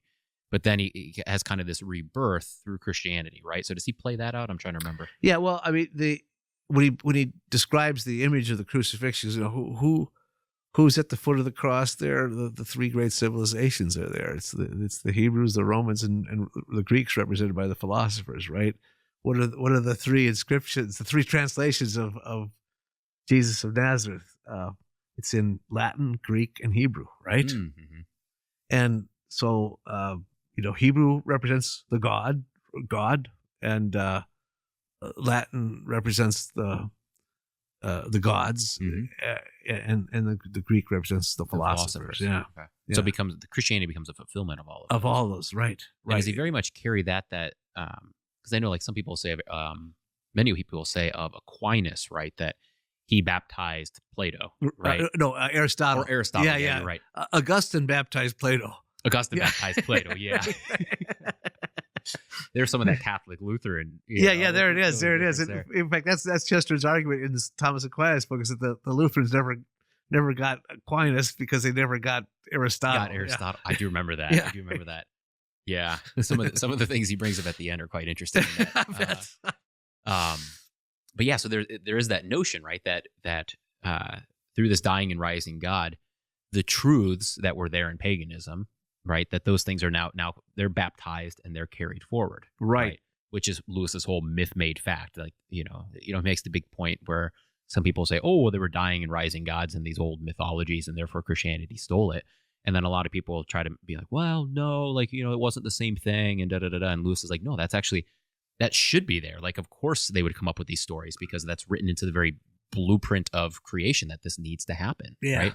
So it's being revealed to the Hebrews in this way. It's also woven into their stories, right, where they don't even understand it. But the same thing happens to paganism. So does he play that out in the everlasting? Yeah, that, absolutely. I mean, Lewis gets the idea from Chesterton, that very idea that, of course, these things are going to be present in. How could such a great story not be present in the myths and be prefigured in the myths? But no one ever had the devotion to mythros that they had to Christ. Yeah. Yeah. And you could try to say that, there was a similar myth, but it is similar, but it's not the same one. And what you have in Christianity, and he says in The Everlasting Man, you finally have a myth that is true. That's a true story. That happened historically, that actually, in time and space, incarnation. So it fulfills the need for a good story, which for the gods, for the myth makers, but it also fulfills the need of the philosophers because it's a true story. Yeah, which goes back to the ethics of Elfland, right? Where you get that in the Old Testament. Like there's all these great stories, right? And they're children's tales that they're not children's tales. I mean, they're historical stories, but they're told in such a way that if you tell them to children are enthralled by it, right? And there's these teachings there. And then in the incarnation, you've got these claims of, well, before Abraham was, I am, right? And all of a sudden, like this is what those stories have always been leading to. Here's the reality of the exodus out of slavery, right? It's now taking place in a whole new way in Christ, where you're being taken out of slavery to sin, death, and the devil. So it's yeah. So that's how he does. It is the fulfillment of what the pagans have been looking for. He says that's where the greatness of paganism it does end in Christianity. It leads to Christianity. He says it's the natural religion. It's different from the barbarianism, which is an attack on civilization. It's the religion of the appetite, and it's out to destroy. That's all really it wants to do, and out to it's rapacious. It just takes advantage of what's already there. It doesn't build anything.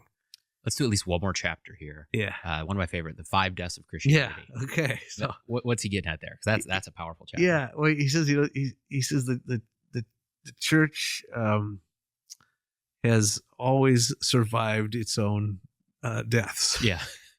He said that's because it has a God who knew his way out of the grave. And so there have been times throughout history where it seems like the church is done. It looks like it's over.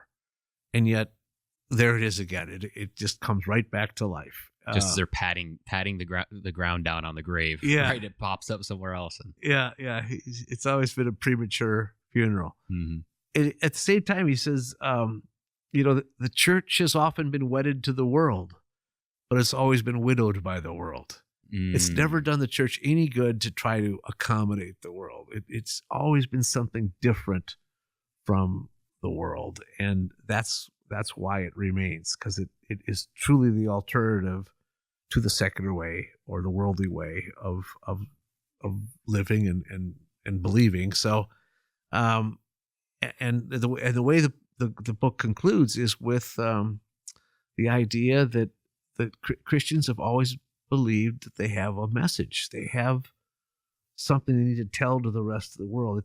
It's different than any other religion in that respect, that it's something we want to give to the rest of the world. And he says the whole of history can be divided, or the whole of the world can be divided between those who have that message and those who either have not heard that message or have heard it and do not understand it.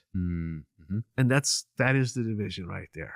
And so the purpose of the ones with the message is to get the message to those who don't have it or who have not embraced it.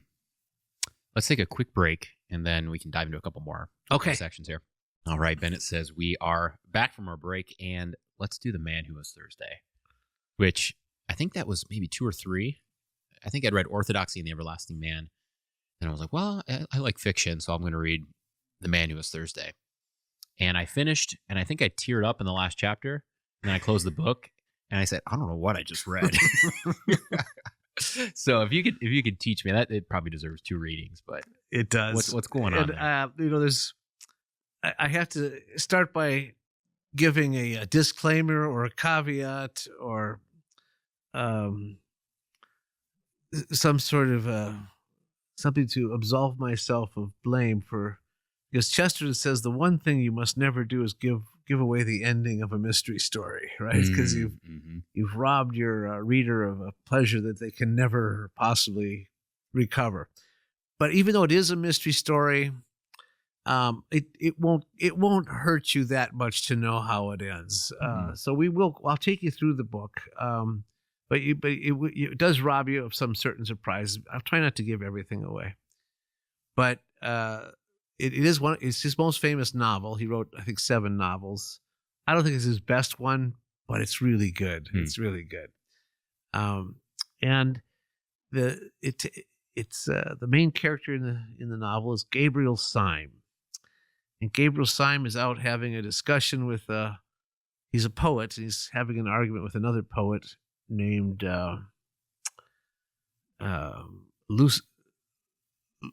okay, it's a variation of Lucifer, but Lucian Gregory. Okay, Lucian Gregory, and they're just arguing about order and chaos.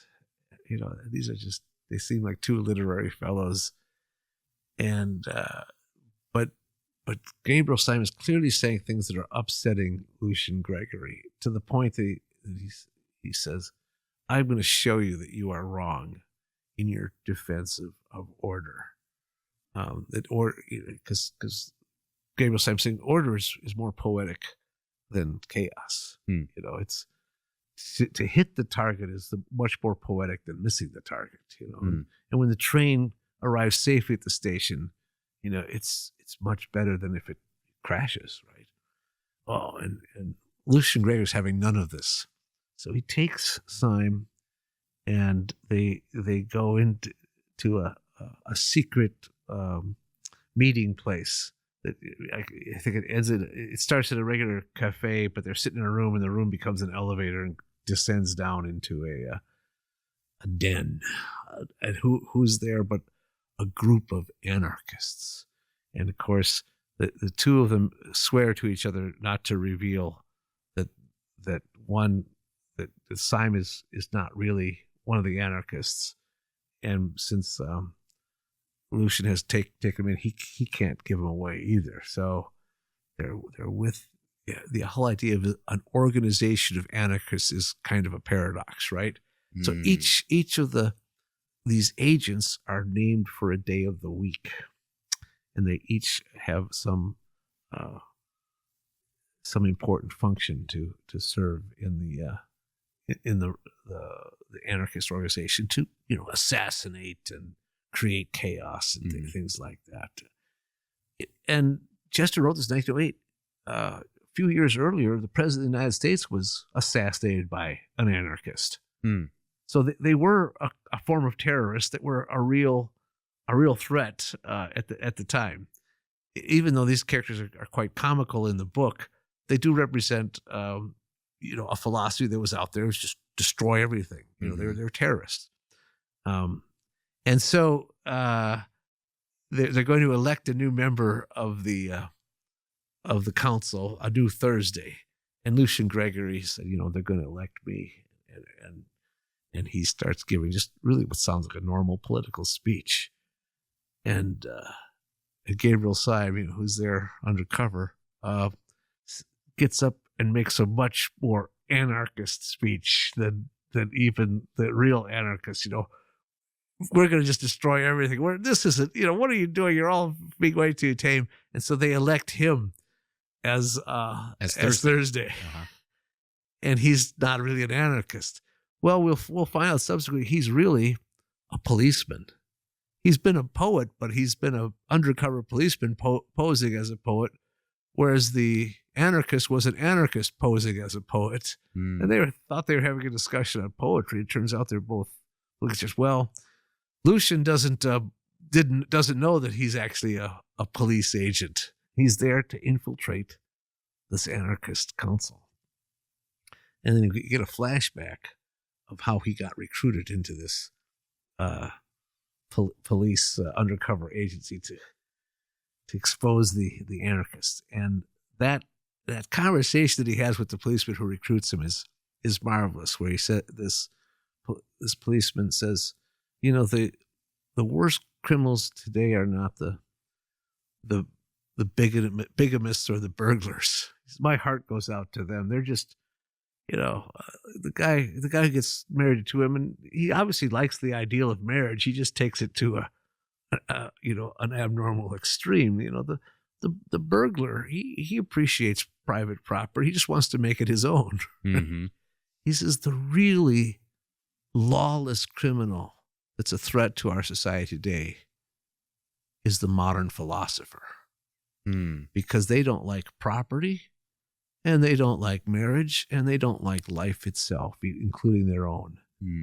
And so what's to be done? So, well, we think we found the group that is trying to undermine civilization. It's this group of anarchists, and we have to try to get in there and infiltrate them because their leader, Sunday, is the chief anarchist. We have to get to him. So is that is Chesterton critiquing then the modern take of kind of, I guess, secularism, but also even kind of like socialism?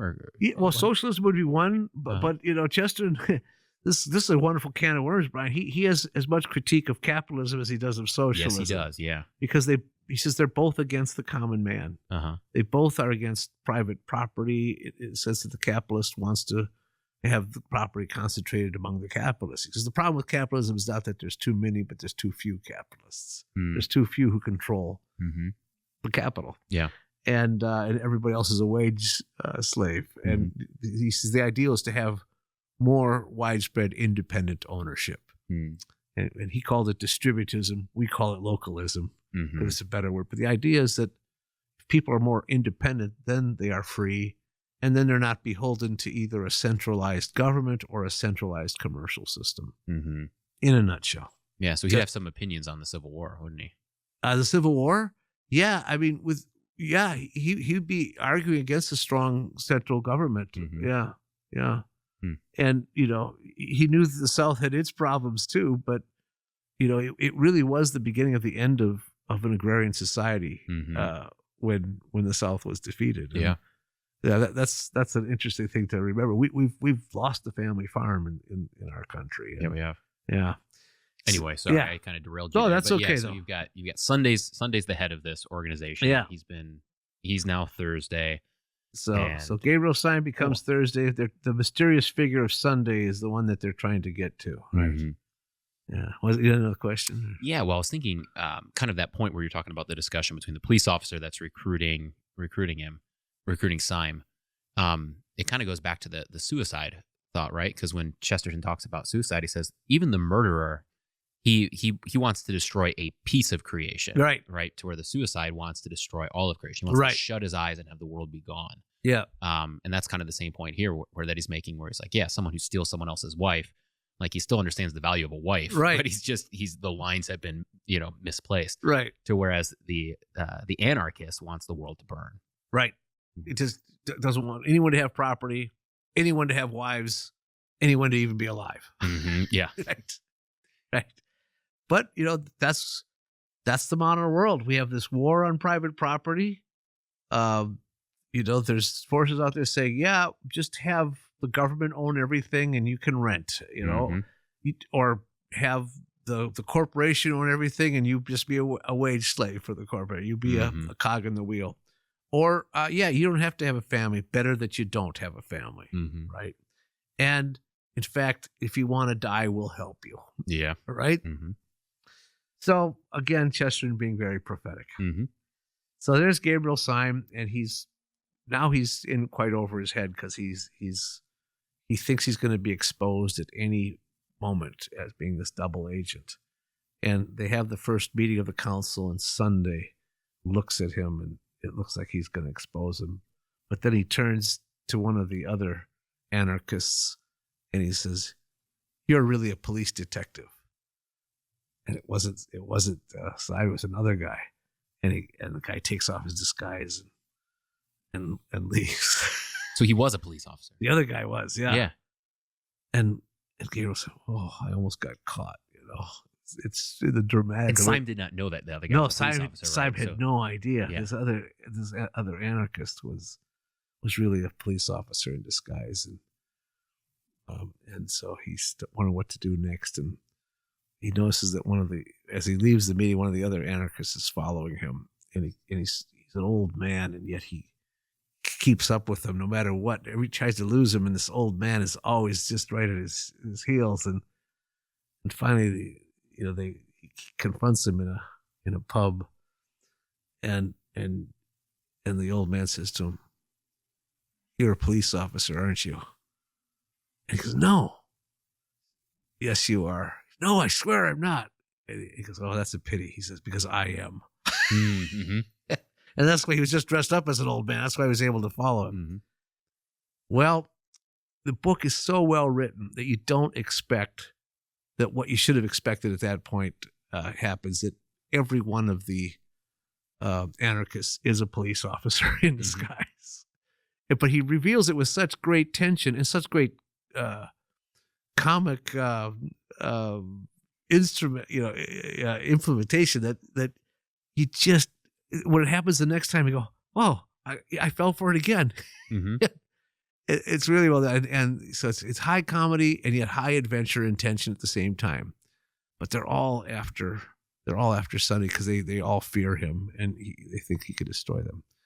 Well, when of course Syme was recruited by that police officer, he says, I have to take you to see the chief of police, and the chief is sitting in a dark room, and so he never sees who he is, right? Mm-hmm.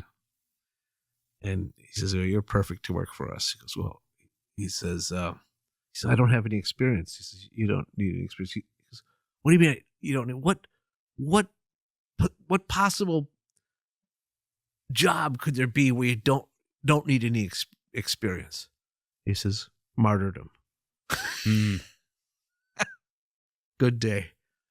And so this all reached a point. It's just this huge, marvelous chase scene where they're trying to chase Sunday. Who's a big man, man, yeah, and just seems to be light on his feet. Yeah. Kind of Chesterton, right? Yeah. And at the very, they finally he leads them to his estate, and he tells them, "I'm the one who recruited you to be on the police." Mm-hmm.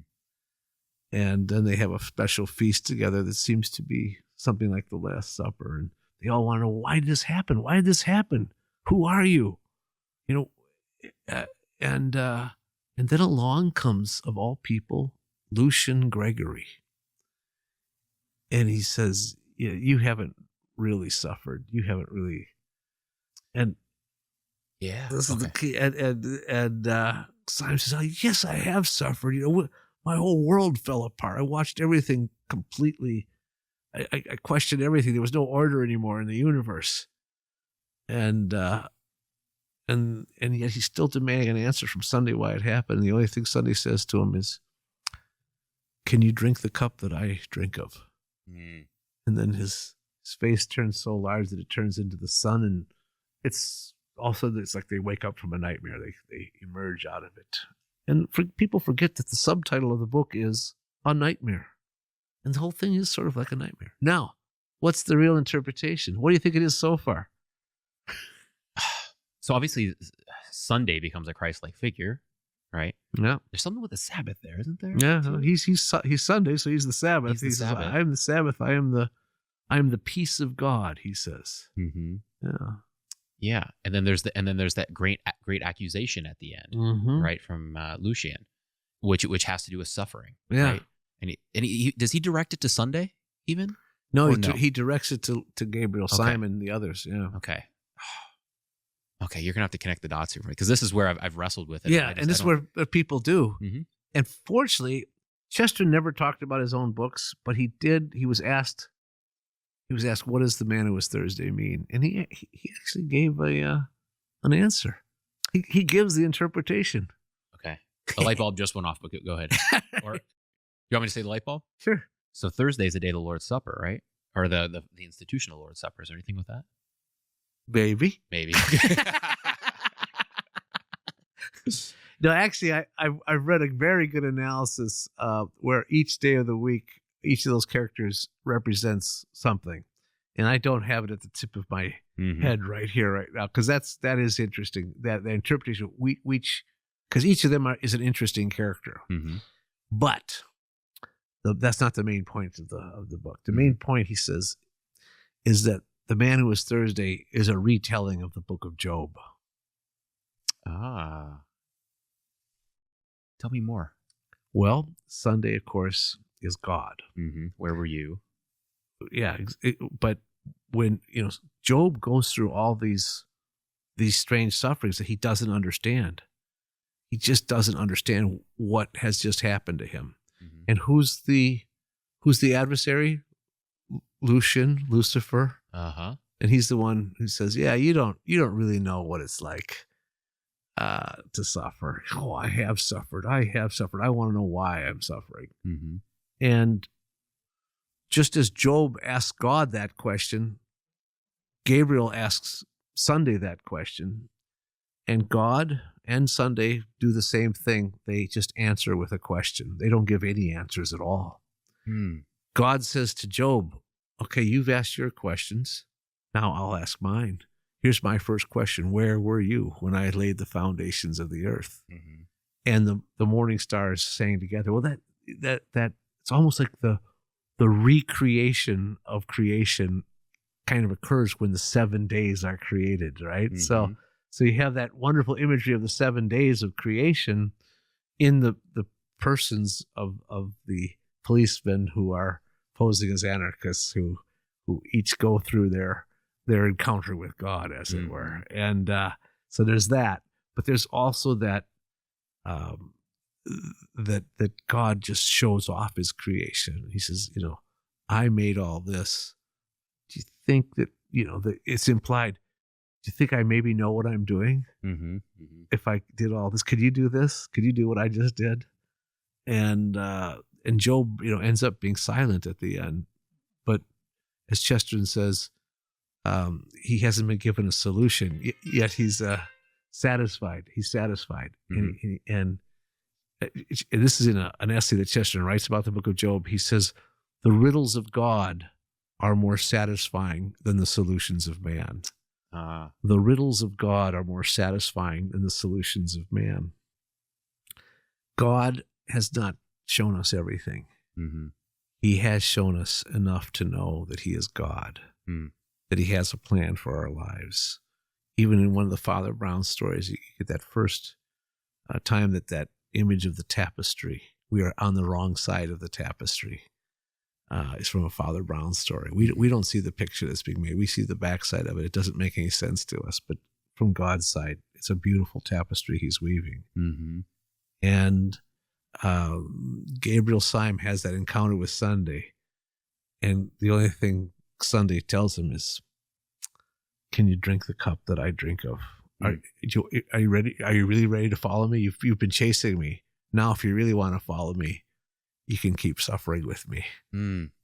I've never thought about that connection with that statement to Job. Yeah, I know. Christ could have said that to Job at the end, right? Yeah. Are you willing to take the cup that I'm going to do when I go to the cross? So even your suffering is minuscule compared to the suffering itself. Yeah. Well, Chester makes the great image that the great comparison that Job himself is prefiguring Christ. Why does he suffer? Not because he's bad, but because he's good. Why does Christ suffer? Not because he's bad, but because he's good. God has chosen him just to show to Satan, yeah, you can go ahead and pick on this guy because he is on my side, and I'll show you that he is. Yeah. Yeah. Wow, that's really good. That is good stuff. Yeah, no surprise that there's a lot of depth there. A lot of depth, yeah. It's really worth contemplating. And it's how Chester works.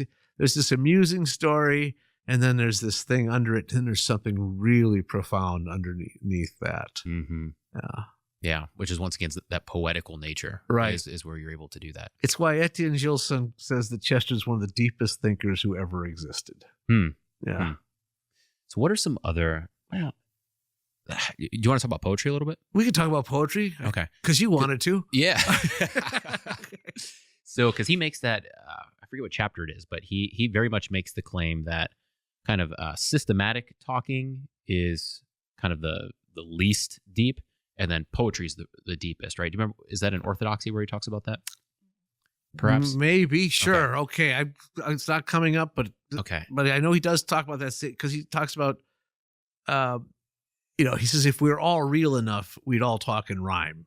Yeah. He says it's natural to want to sing, and it's really more unnatural to try to explain things in prose, And so poetry is always a shortcut in the language. It can get to an idea and encapsulate an idea with fewer words because it is poetry.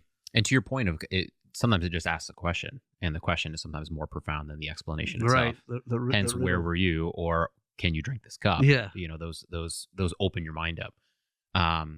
But I'll tie it into Lewis and in that Hideous Strength. Have you read that Hideous Strength? Yes. Yes. Okay. Long time ago, high school. Yeah. So it's I've read it very recently. I read it again, and there's this chapter that just baffles me. Okay, and there's some Chesterton-esque themes that are picked up, and it's basically there's the descension of the gods, right? So these angelic beings, these planets, right? So he's kind of getting into the seven spheres of heaven. A couple of them descend on the manor at St. Anne's. Okay, and it's going to be a Tower of Babel type thing where the powers of heaven are going to undo the attempts of man. But when all of these powers descend, it takes you through two perspectives. One is Ransom and Merlin. Okay, so Merlin has come back and there's a whole thing there with Arthurian legend and all of this. So you're seeing it from their perspective, and that's who they've come to visit, right? But then there's the other people that are just part of this group. So there's kind of the Christians, right? And whenever these spirits descend, there's a certain aura that takes over the household. It's like charity shows up, and there's this like almost this viciousness and like this desire to like die for another person that takes place, and it's played out poetically. But there's one point where language itself descends, and it says, the character says, he would have been undone had not he known poetry, had been trained in poetry. So in other words, the language itself is broken, but poetry allows him to kind of be stabilized throughout, because systematic thinking is gone once language descends, but poetry is what remains. That's the truest that's form. Beautiful. And you're right. That is very Chestertonian. He talks about the downfall of language in his writings. It's scattered throughout. So we're talking about many different sources, but he talks that we're all struggling in the folds of a fallen tent, where he's describing language, because it's just never quite adequate to express what it is we're trying to express. Whereas poetry somehow goes, transcends that, and it gets to the inexpressible. Because the whole object of literature is to express the inexpressible. He says it's a tough row to hoe, but yeah, that idea is definitely there. And something else you said about, have you ever heard of the writer Michael Ward? Yes, English writer. Yeah. Okay, so he gave a talk at one of our Chesterton conferences once on The Man Who Was Thursday and the Hideous Strength, the book you just referenced. Because he says the planets represent the days of the week, and so he just does this wonderful, lays them out, the days of creation, the planets, and all weaving together. The Man Who Was Thursday. It was such a brilliant presentation. I was just in awe as I listened to it. He's coming out this way, I think, at the end of October. He should. Yeah. I was with not him. on our. Well, I don't. We'd love to have him on, but he's presenting at a conference here in Minnesota. Oh, that's great. We'll have to go find him. Yeah. I spent some time with him last time I was there. Yeah.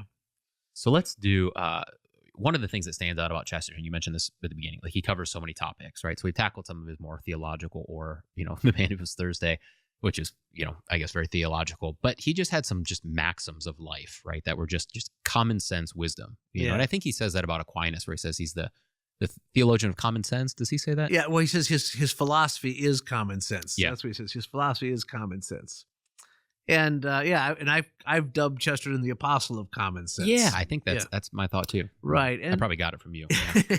well, he says common sense is that thing that everyone knows to be true, but they don't realize it until someone points it out to them. Mhm. And that's why Chesterton in his writing, will hit some idea and you go, oh yeah, that's right. In fact, I've always known that to be right. Mm-hmm.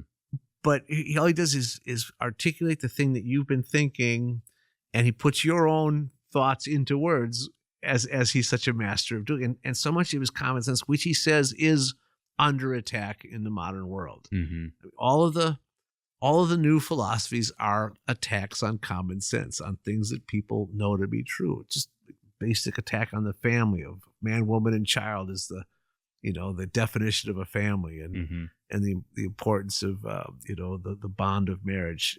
These are things that everyone knows to be true. The idea that we are responsible for our actions, that's common sense. If you don't hold people responsible for their actions, you're going to have a chaos and anarchy in Mm-hmm. a society. But the other thing is that he's a great defender of tradition. Mm-hmm. And this is something from orthodoxy with a great line, tradition's the democracy of the dead. Mm-hmm. It means giving a vote not only to the oligarchy of the people who happen to be walking about, but to our ancestors, to the people who have lived before us. They have a say in things too. And so that new isn't necessarily better. In fact, new is usually a rejection of something that actually works. Mm-hmm. And new is usually an act of rebellion. And so Chesterton is always wary of the fads and the fashions. Mm-hmm. And he recognizes that this is an idea that's going to pass. Everyone's devoted to it right now, but it's going to go its way. There's something, like Ecclesiastes, that he gives us Job in one book, but he gives us Ecclesiastes. There's nothing new under the sun. Mm-hmm. And that's always present in his writing. So he's always defending the tradition against the fad and the fashion. And that's, I think, one of the reasons why he's so prophetic. And that's why you can read him, with such a benefit now, because Mm-hmm. he's still calling out the same things. So what was his dialogue with Bernard Shaw? Yeah. And the English say Bernard Shaw, but that's okay. In America, we don't have to say that. We can say whatever we want. We're free people here, right?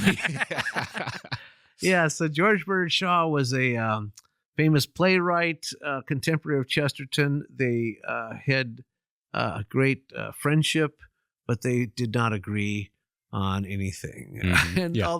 but they recognized the greatness in each other's literary status and as thinkers too. And but Shaw called Chesterton a colossal genius, and recognized him early on as an intellectual force when Shaw himself was already well established. And so he reached out to Chesterton and said, I want to get to know you. And they started to meet, but then they would have some public debates. And that's what was very amusing. People paid to see these two great minds go against each other. I pay for that. Yeah. Yeah. And Chesterton, the huge, 300-pounder, 6'4", right? 6'4", right? And, someone who enjoyed the plate in front of him and the glass in front of him, as well as the thing to smoke.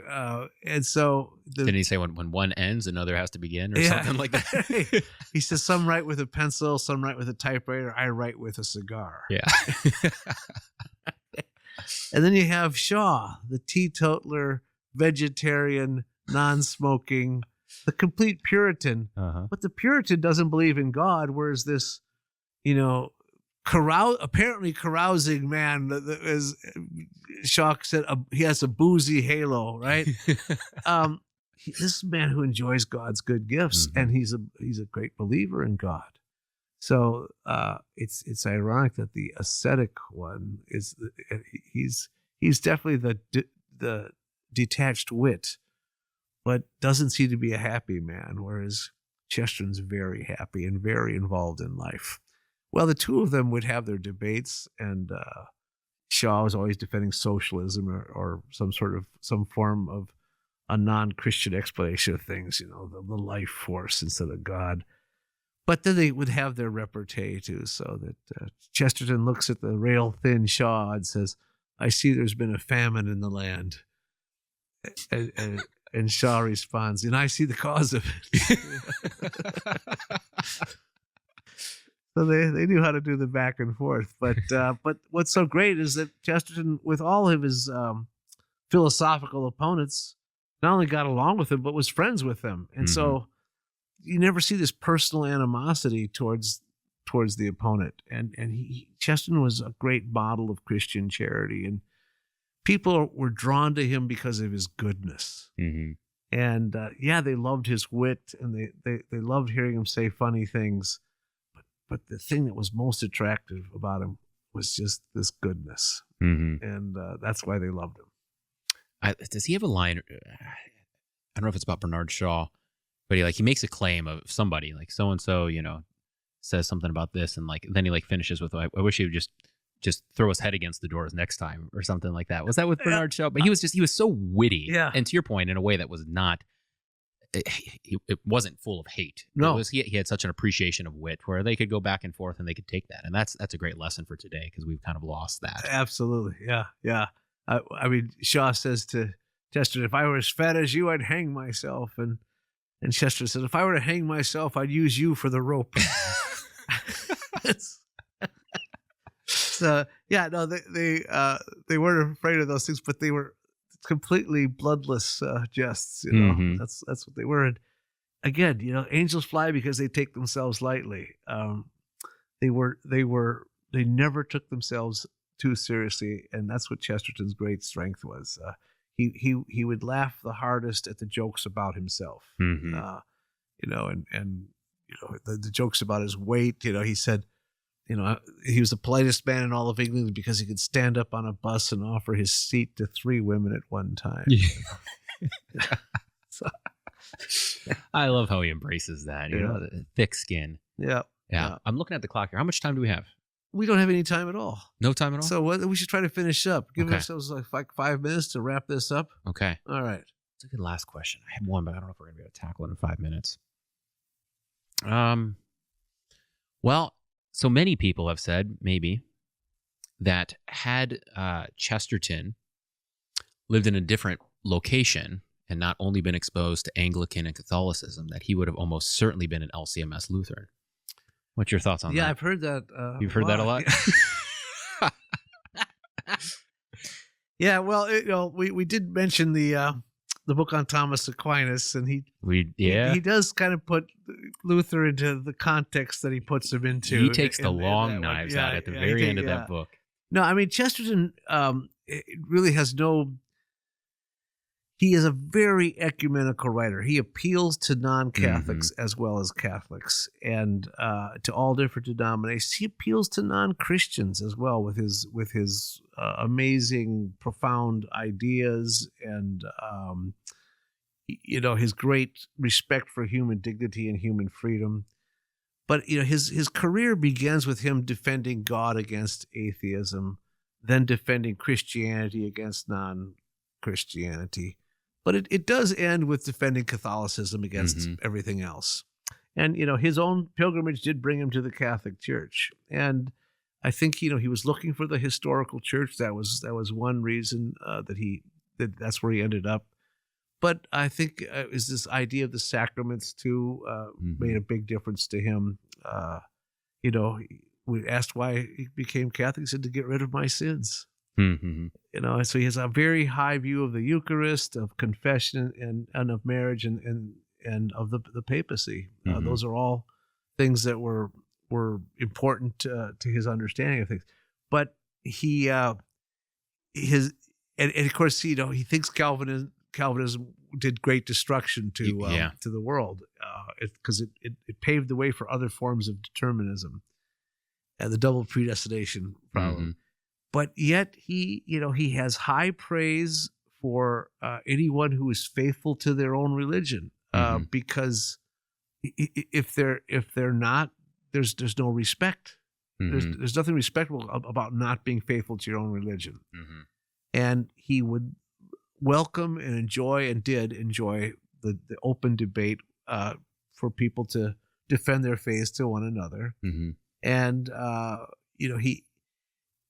there's something timeless about his writing where you don't really know when he's writing because he has such a consistent philosophy. It seems really as if he's always defending the same thing. And when he became Catholic, his writing really doesn't change much at all. You can't really tell his post-conversion differences unless he's making some specific line about the Catholic Church to his pre-conversion. Someone else has pointed this out too. Orthodoxy, he's not a Catholic when he writes Orthodoxy. Everlasting Man, he is a Catholic. Yet, Orthodoxy in many ways looks like more of a Catholic book because when he talks about the church, he seems like he's talking about the historic church. Well, I mean, for him, the Anglican Church is part of the same continuity. But the point is, there's nothing that you could say that is non-Catholic in that book, Orthodoxy. Everlasting Man, he says at the very beginning of the book, I'm not going to make any specific references to what has been the chief event of my life, his conversion to the Catholic. So I'm going to be talking about Christianity as a whole. And he does. It's very few lines in the book where he's being specifically Catholic. So the irony is that the non-Catholic book is quite Catholic, and the Catholic book is quite ecumenical. Yeah. Him and Lewis are very similar there. Yeah. Do we have time for one more question? One more question. Okay, this is one I did want to ask you. So is it the paper he writes? I don't think it's a book. What's Wrong with the World? Yeah, What's Wrong with the World? Actually, there's a book called What's Wrong with the World, and there's an essay called What's Right with the World. Okay, and what's the crux he gets to with what's wrong in the world? So what's wrong with the world is basically saying there's 4 things wrong with the modern world. Okay. Big government, big business, feminism, and public education. Yeah. 1910. He wrote That's it in 1910. prophetic. It's very prophetic. And feminism, that's probably the most controversial one, although they're all 4 controversial still.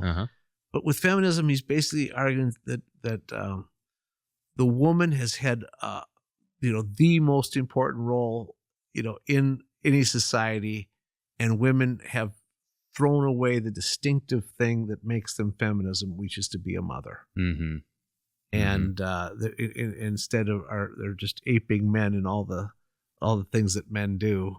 Women have always been able to do all the things that men do. The one thing they do that men cannot do is be a mother, and the mother is the most influential person in a society. And his great line, "A thing worth doing is worth doing badly," that is a defense of amateurism. And who's the ultimate amateur? The mother. She's not being paid to raise a child. She does it out of love. Amateur does. That's the word. What the word means. Lover does it out of love. Yeah, a lot of wisdom. Dale, thank you for coming on. My pleasure, Brian. Yeah, I'm excited that you're right down the road. So this is great. Good. All right. Well, God bless. God bless.